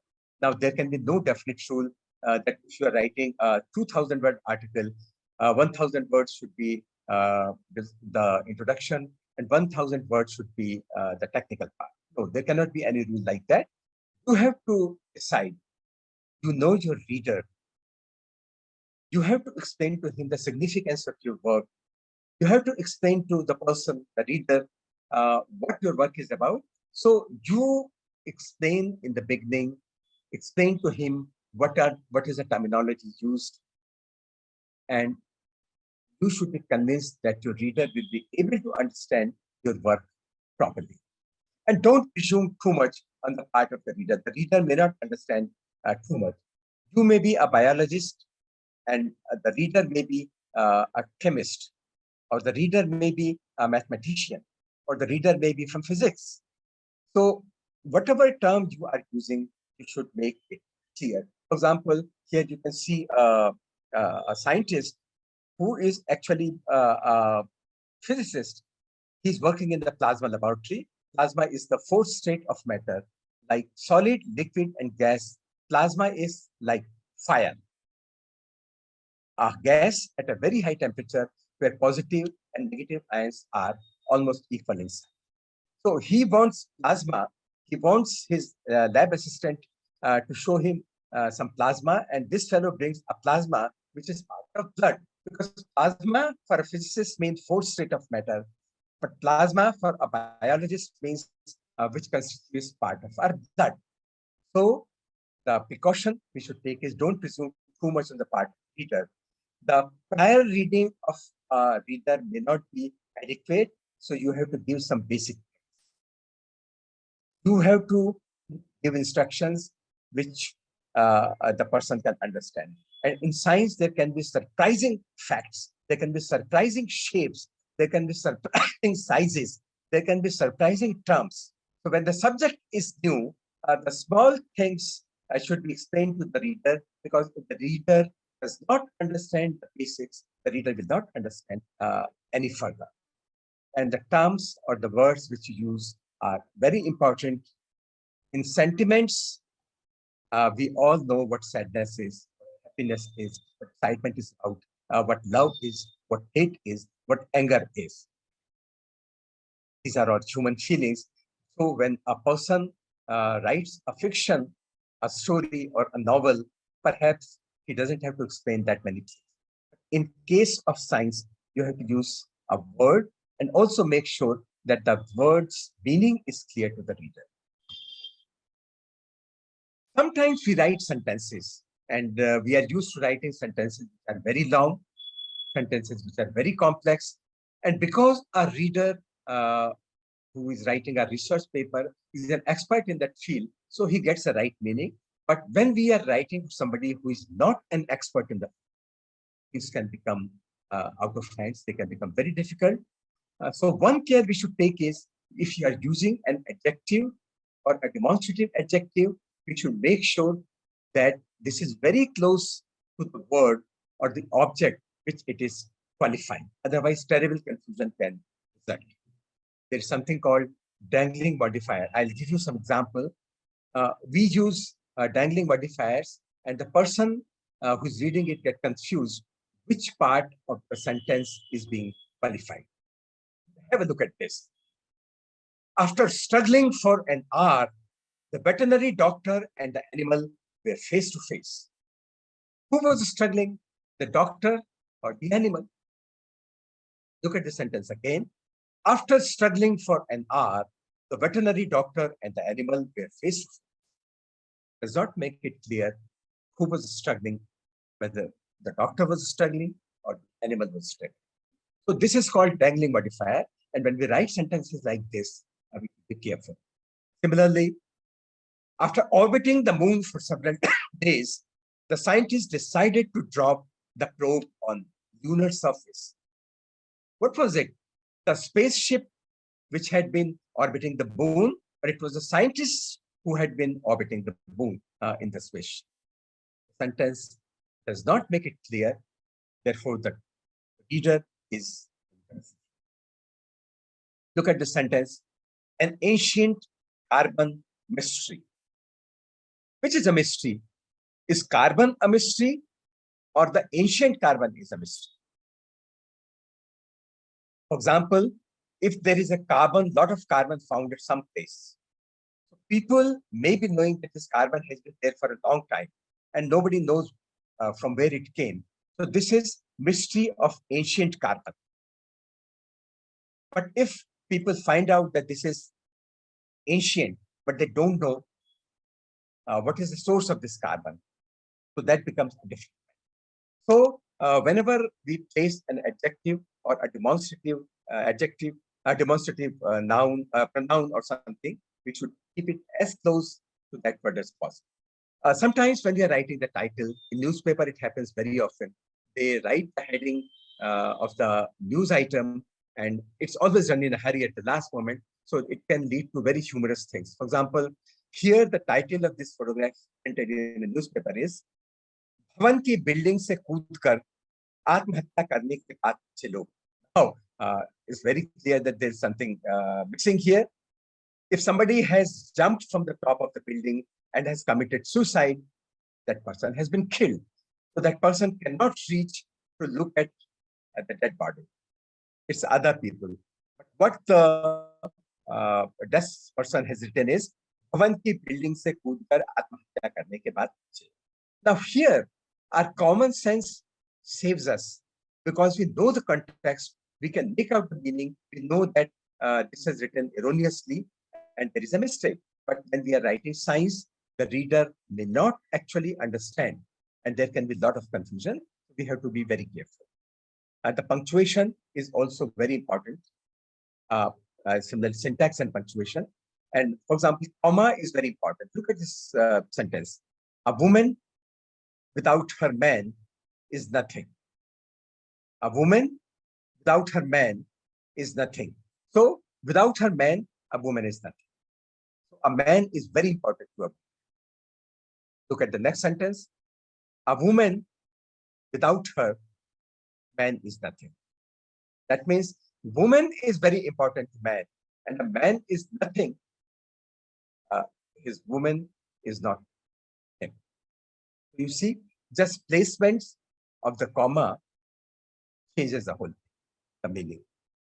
Look at the second sentence. Acid को test tube में से beaker में जाने से रोको, मत जाने दो, नहीं तो भयानक विस्फोट हो सकता है. Now you change the position of the comma and it becomes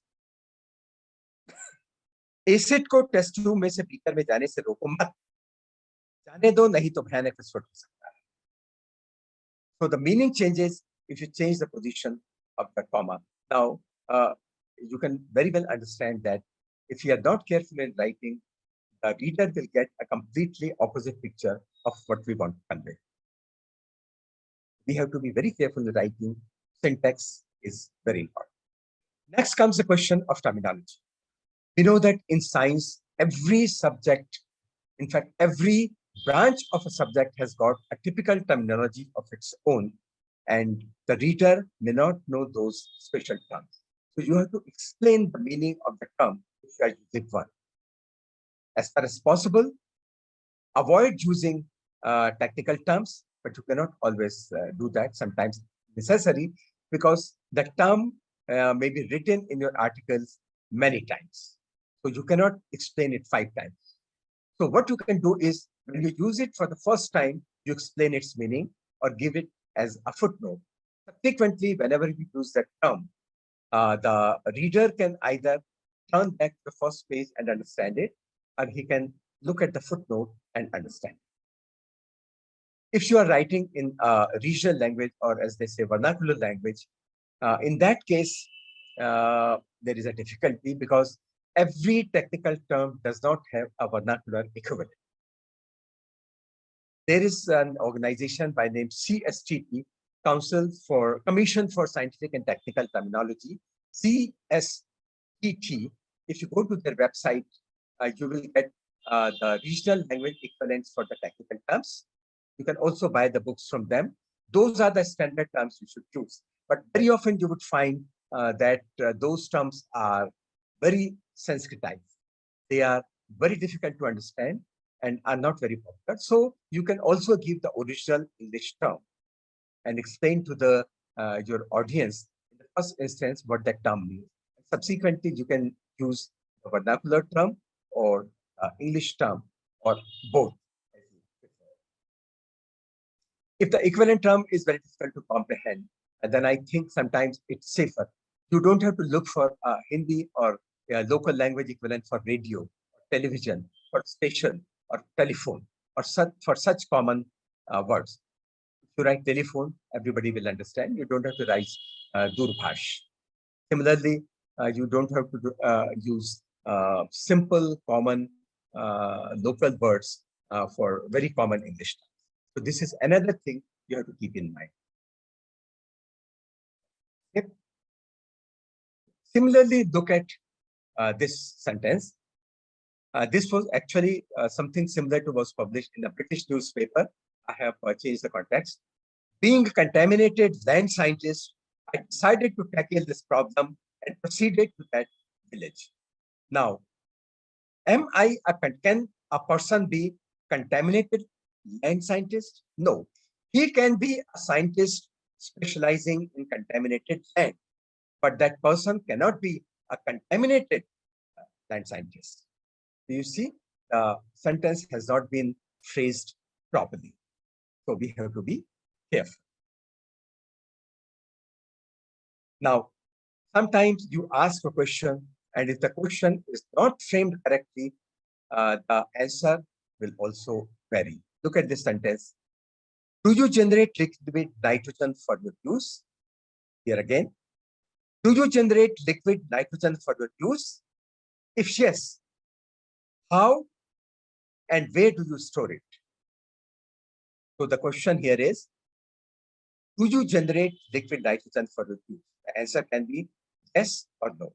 Yes, we generate liquid nitrogen for our use, or no, we do not generate liquid nitrogen for use. Simple.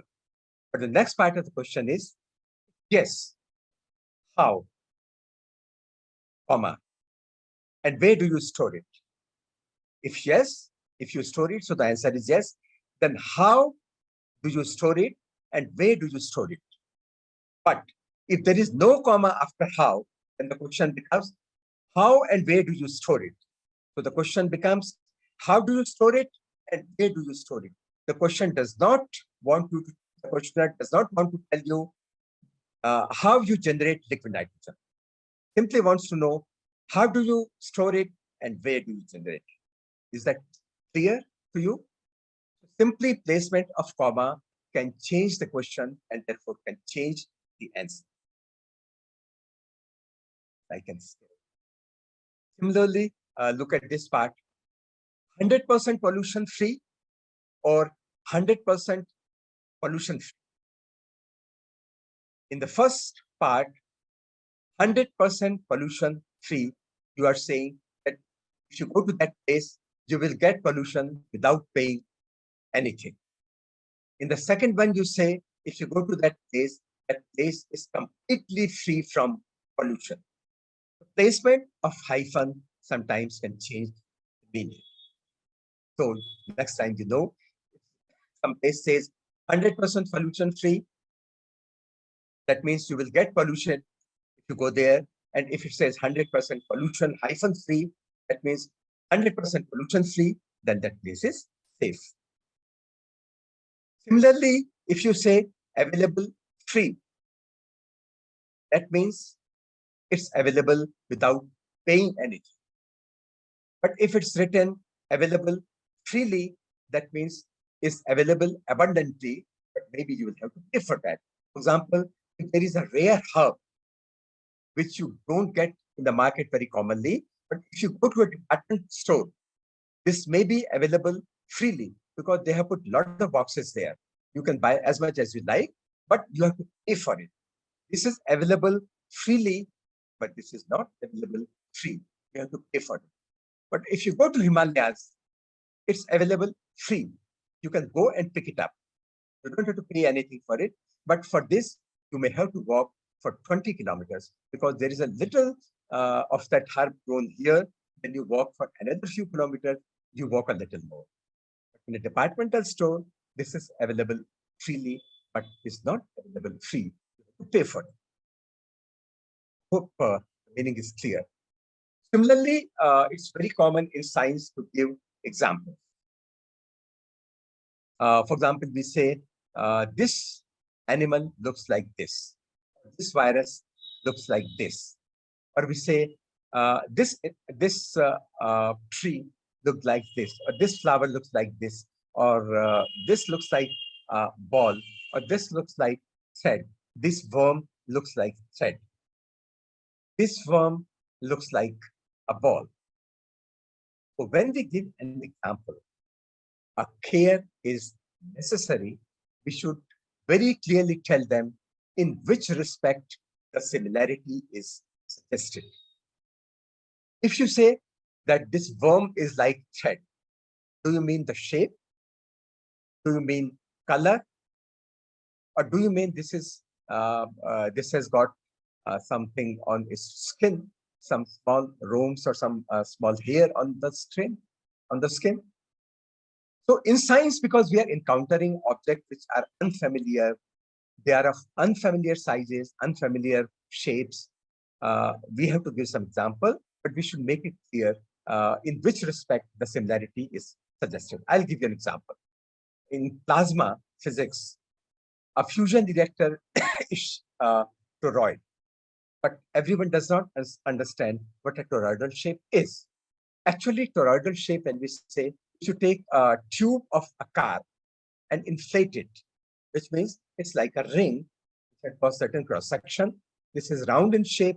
Even the cross section of toroid is a circle. But when you say this is like a tube, inflated tube of a car, you are not saying that this is filled with air.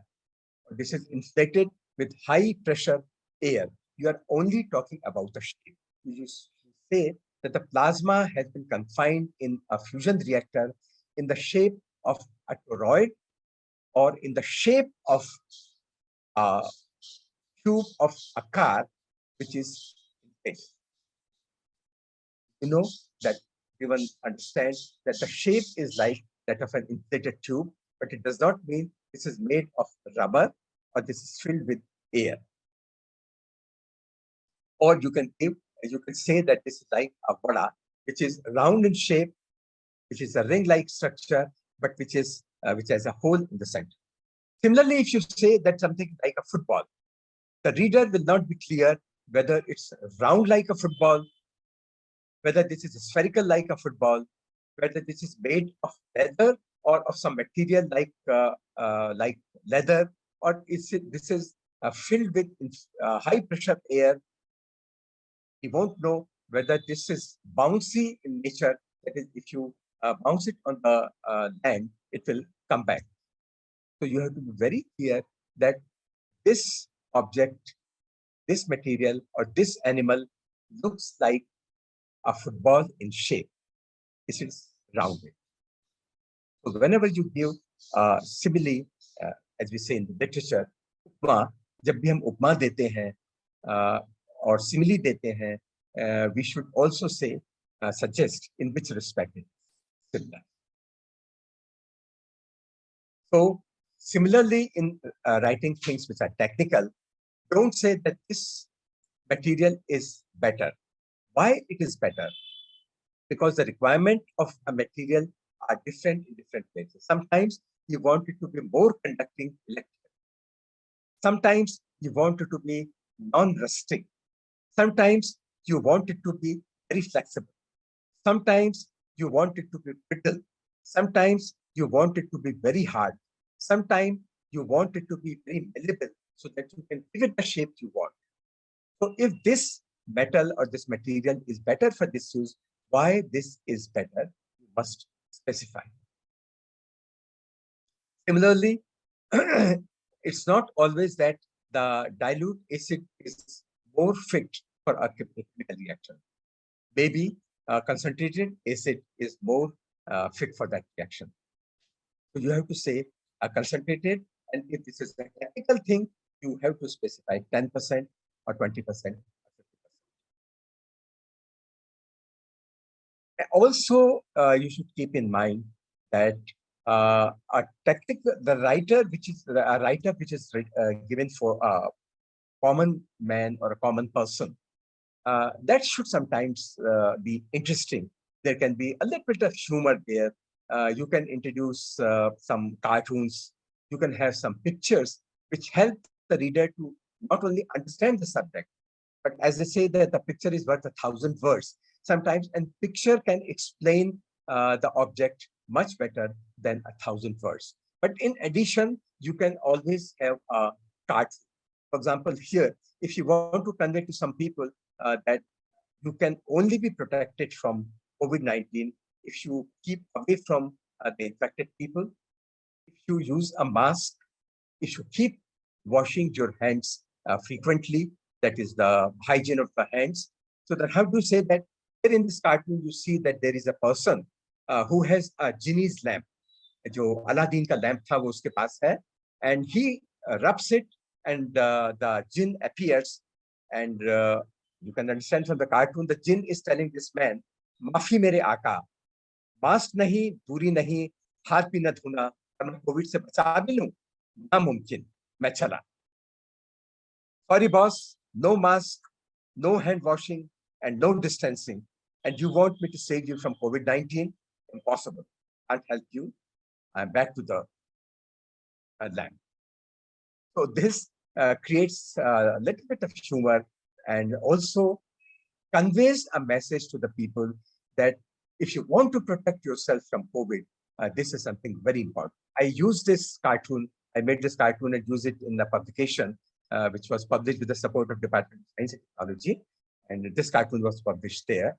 Similarly, we used some parodies, some poems, some parodies of a film song, which conveys the message about how to protect COVID-19. So this is another thing. Even in your article, you can sometimes have some kind of poem which creates humor, but which conveys the concept very clearly. Now, one more thing, because we are scientists, we are all scientists, and we are responsible scientists. There is a problem with those people who don't know much about science, not only the technicalities, they actually have hardly ever studied science. And when they write about science, they become emotional. I'm not saying that our emotions or sentiments should not be attached with science. We are all human beings. We are sentiment and emotion driven. We should be attached to that, but we should not make it emotional. Sometimes people get emotional and they try to convey like Newton was sitting under the apple tree, the apple fell, and Newton discovered the law of gravitation. Nothing can be far from true. Apart from the fact that perhaps in some places in our Indian literature, we had this concept of gravitation mentioned in some class. But apart from that, Newton did not get this idea in a fraction of a second after watching apple fall. The fall of the apple can trigger a thought, but it cannot give you the complete solution. It was a serious thing. So let us not glamorize science. Similarly, in chemistry, they give the example of Kekulé, who had found out the structure of benzene molecule, which means C6H6. The story goes like this, that he was sitting by the fireside, he dozed off, and he started imagining, he dreamed that there is a snake which has tail of another snake in its mouth. And the next snake also has tail of another snake in the mouth. And there are 6 such tails, each having the tail of next snake in its mouth. And therefore, this is a closed benzene-like structure. And that is how he found out the structure. Now, this is good as a story. This is good to engage your people, but don't ever give this impression to the young, impressionable minds that science can be done just by sitting by the fireside and dozing off, or just by sitting under the apple tree. This is over glamorizing.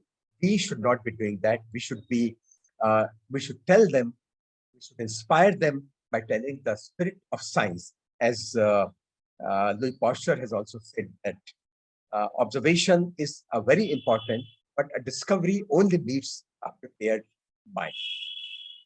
That is also our moral.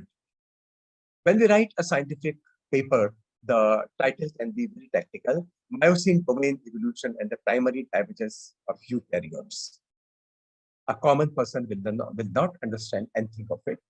So even a journal like Nature, sometimes when it writes about its important articles at the beginning, they, in a way, translated it, evolution, a treasure trove of voters.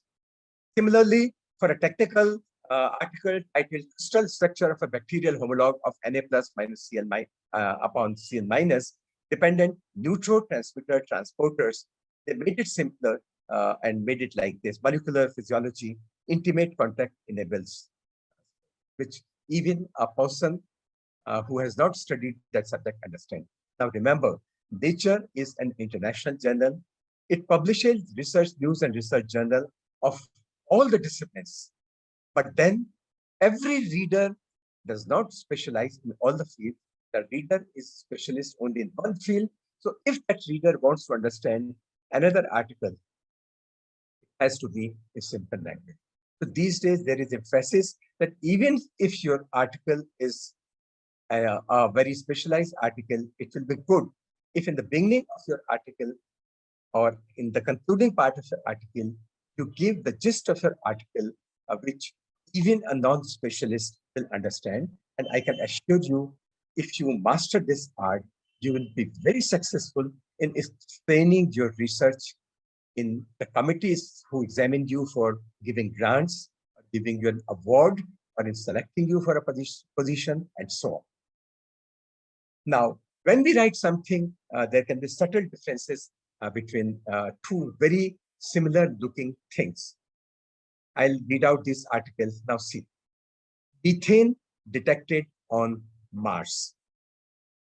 It informs you the scientists have detected methane on Mars. It does not say whether methane has been detected using a telescope which was on Earth, or it has been detected by an instrument which is on a rover moving on the Martian surface, or it has been detected from a spacecraft which is orbiting Mars.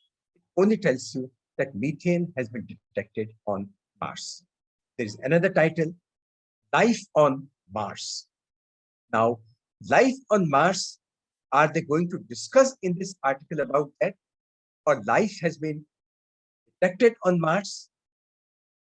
Do not. Now look at the next one. Methane indicator of bioactivity found on Mars. Now, this makes you curious. Does that mean bioactivity has been found on Mars? Or methane has been detected, but this methane is an indicator of bioactivity, but this methane could also be of inorganic origin. So you see, there could be so many meanings hidden in one small title. But the next title gives a very emphatic thing: life detected on Mars. Now, we know that this is not true. Maybe the person could be careful. With a question mark, he could have written signatures of life detected on Mars with a question mark, or life detected on Mars with a question mark. Then the reader knows that life has not been detected, but perhaps some indication. Then methane detected by rover on Mars. Similarly, methane observed in Martian atmosphere by Earth-based telescope. Now, this is something completely different from saying that life has been detected on Mars. Signatures of life have been detected on Mars.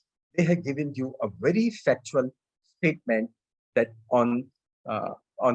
using a telescope on an island, Monarchy in Hawaii, they have observed that there is 10.8 ppb of methane in the Martian atmosphere. And then they can explain in an article why detecting methane is important, because this may be because of bioactivity.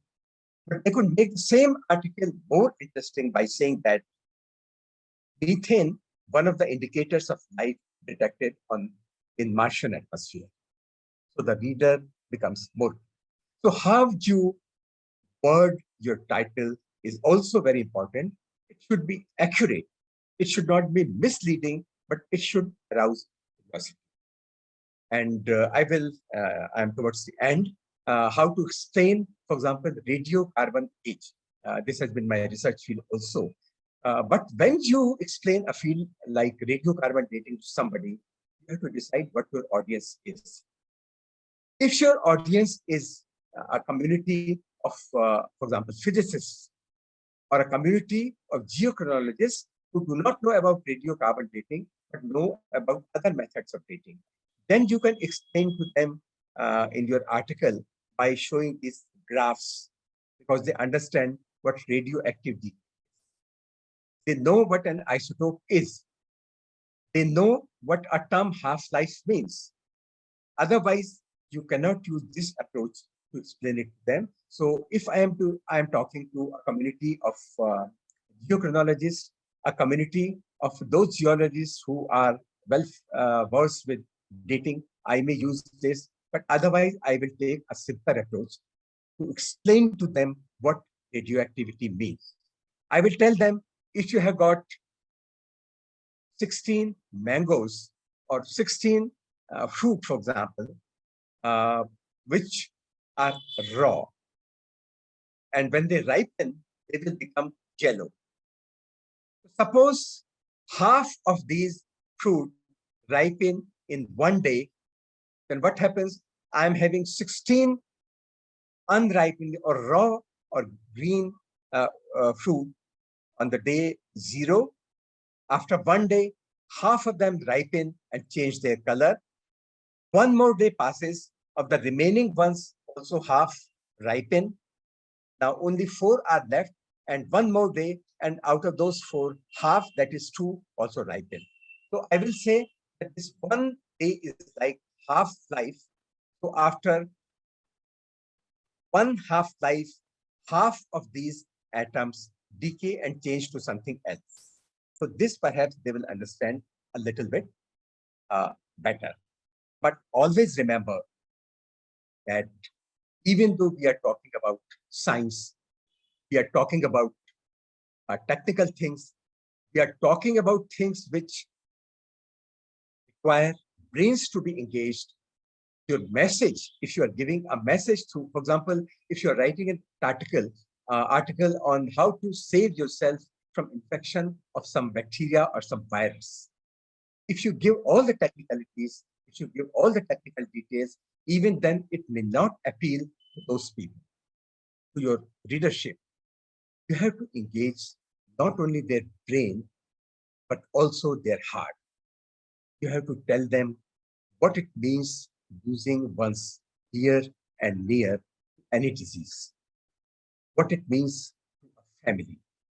When you ask a laborer to forego one day's labor and take his or her child to a polio vaccination center or to another vaccination center, the serious question before that laborer will be, can one afford to lose one day's income, 300 rupees or 400 rupees a day?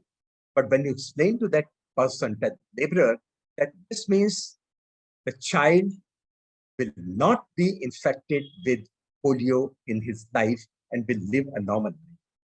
When it gets a vaccination, DPT, it will be saving that child from all these diseases for the whole life, and the child will be able to live a normal life all through.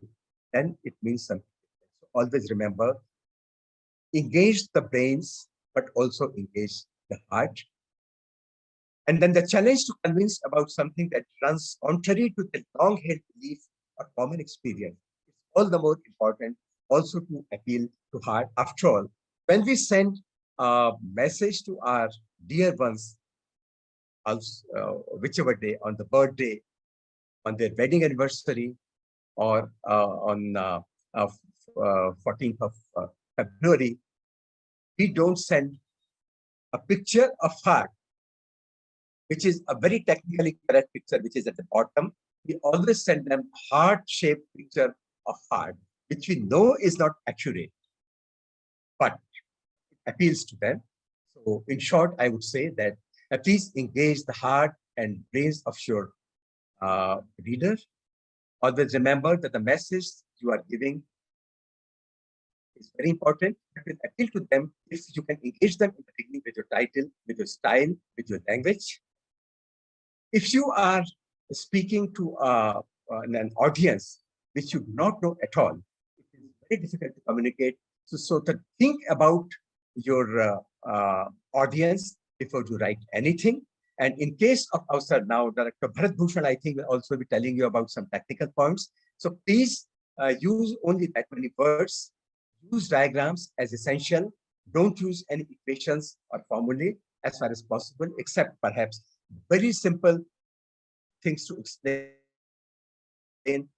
ratios like x, y equal to 2x, no formula beyond that, and then you will be able to explain. And always relate your research to your reader's life, then it will be more appealing. So thank you very much. We are in a very, very strange country, a very wonderful country. We are dealing with very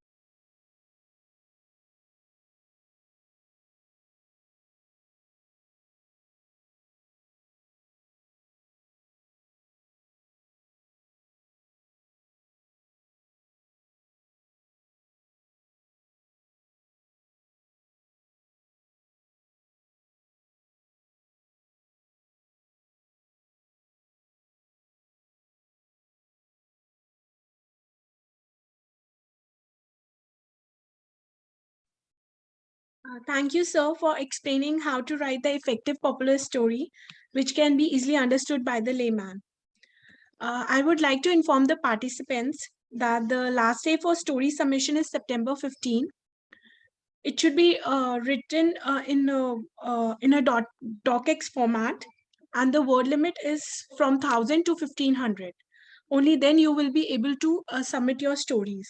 And I would appreciate that before you submit your story, you can save it in a draft mode where you can edit it, because once you submit your stories, it won't be editable. Looking forward for your participation. Thank you. Thank you, sir. okay. Shall I log off now, or there are going to questions? You may log out, sir.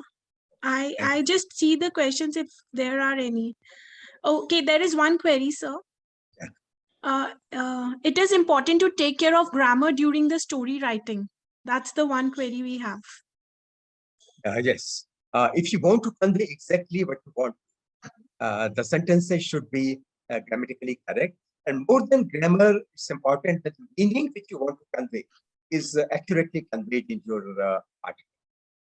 So grammar is important only up to that. Your style can be engaging. Your sentences don't have to be actually complete sentences. Sometimes we write the mountains in front. We don't write there are mountains in front. So more than grammar, it's the clear communications which is more important. Thank you, sir. Thank you. So we will end the meeting now. Sir, is anything from you? No, I'm saying just is there any question, specific question which we can, Dr. Saab and myself, we can try to answer that question. Sir, it has been addressed. There is one more query again, like one is asking like, please repeat how to submit. So I can address that. Yeah. So you have to register on our AWSAR website. Once you log in there, you will see the option where you can submit your story or you can register for the webinar. So you have to submit your story after filling out the form. Just take care that your story should be 1000 to 1500 words and should be in a docx format. And just take care, if you need to do the modification, you should save it first. Don't submit it. If you submit it, then it won't be editable. So this is how you are supposed to submit your stories. And the last date for submission is 15th September. There is one more question there. Yes, sir. Please read the chat box, question and answer. There is one more question. So do we need to submit as draft form? I didn't understand. So this is the query. Actually, on the screen, actually, there are two options. One is, Vyoma, you can address that. I think there are two options. One is save, is that means you can relook it again. But once it is submitted, if you click the button submitted, that means then it is like you don't have that chance to relook at it. It means like it is submitted as a final thing. So it may be a good idea to keep your story there until the very late moment, maybe on the second last day or last day. Yeah, not on the last day, because then there are sometimes there was too much of traffic and there are a lot of technical issues. So don't wait till the end of the day or end of the moment. Okay, there is one. We have one more question. Is there? I think. It's saying I could not upload a picture, either my story in how to do it. So, a scholar is trying to submit a story, but is not able to upload that. Upload the picture, yeah. That may be a net issue. So that's why Dr. Tyagi said, don't wait till the last moment. Yeah. Yes. Try it, because maybe if the net is not supporting, then you will not be able to submit it. Okay. Usually, otherwise, there is no problem. So we have addressed all the questions now, sir. So we may end the webinar. Yeah, with the word that best of luck to all the participants, and we are very eagerly waiting the stories from you, and don't miss this opportunity and join us for the cause of science communication as an ambassador for this program. So with this word, once again, thank you very much, Dr. Nautiyal, and all the participants. And I think what has been shared by Dr. Nautiyal is very, very valuable in terms of when you are finally crafting your story in terms of its grammar and the analogy which you have to use, kind of thing. I think it's a wonderful, you can say the guidelines, or you can say the clue which has been given for a perfect story. So thank you, Dr. Nautiyal, for being with us for all the difficult time as well. So thank you very much, sir. Thank you, Dr. Tyagi. Thank you, Priyanka ji, and thank you, Dr. Bhalla. And so this with this, thank you, sir. Thank you for giving a very insightful session. The participants really enjoyed, and it's really good to have such webinars. So most of them, the registered participants, were expecting webinars in coming days. So yeah, thank you so much, sir. Thank you. Have a Goodbye. great day. Thank you.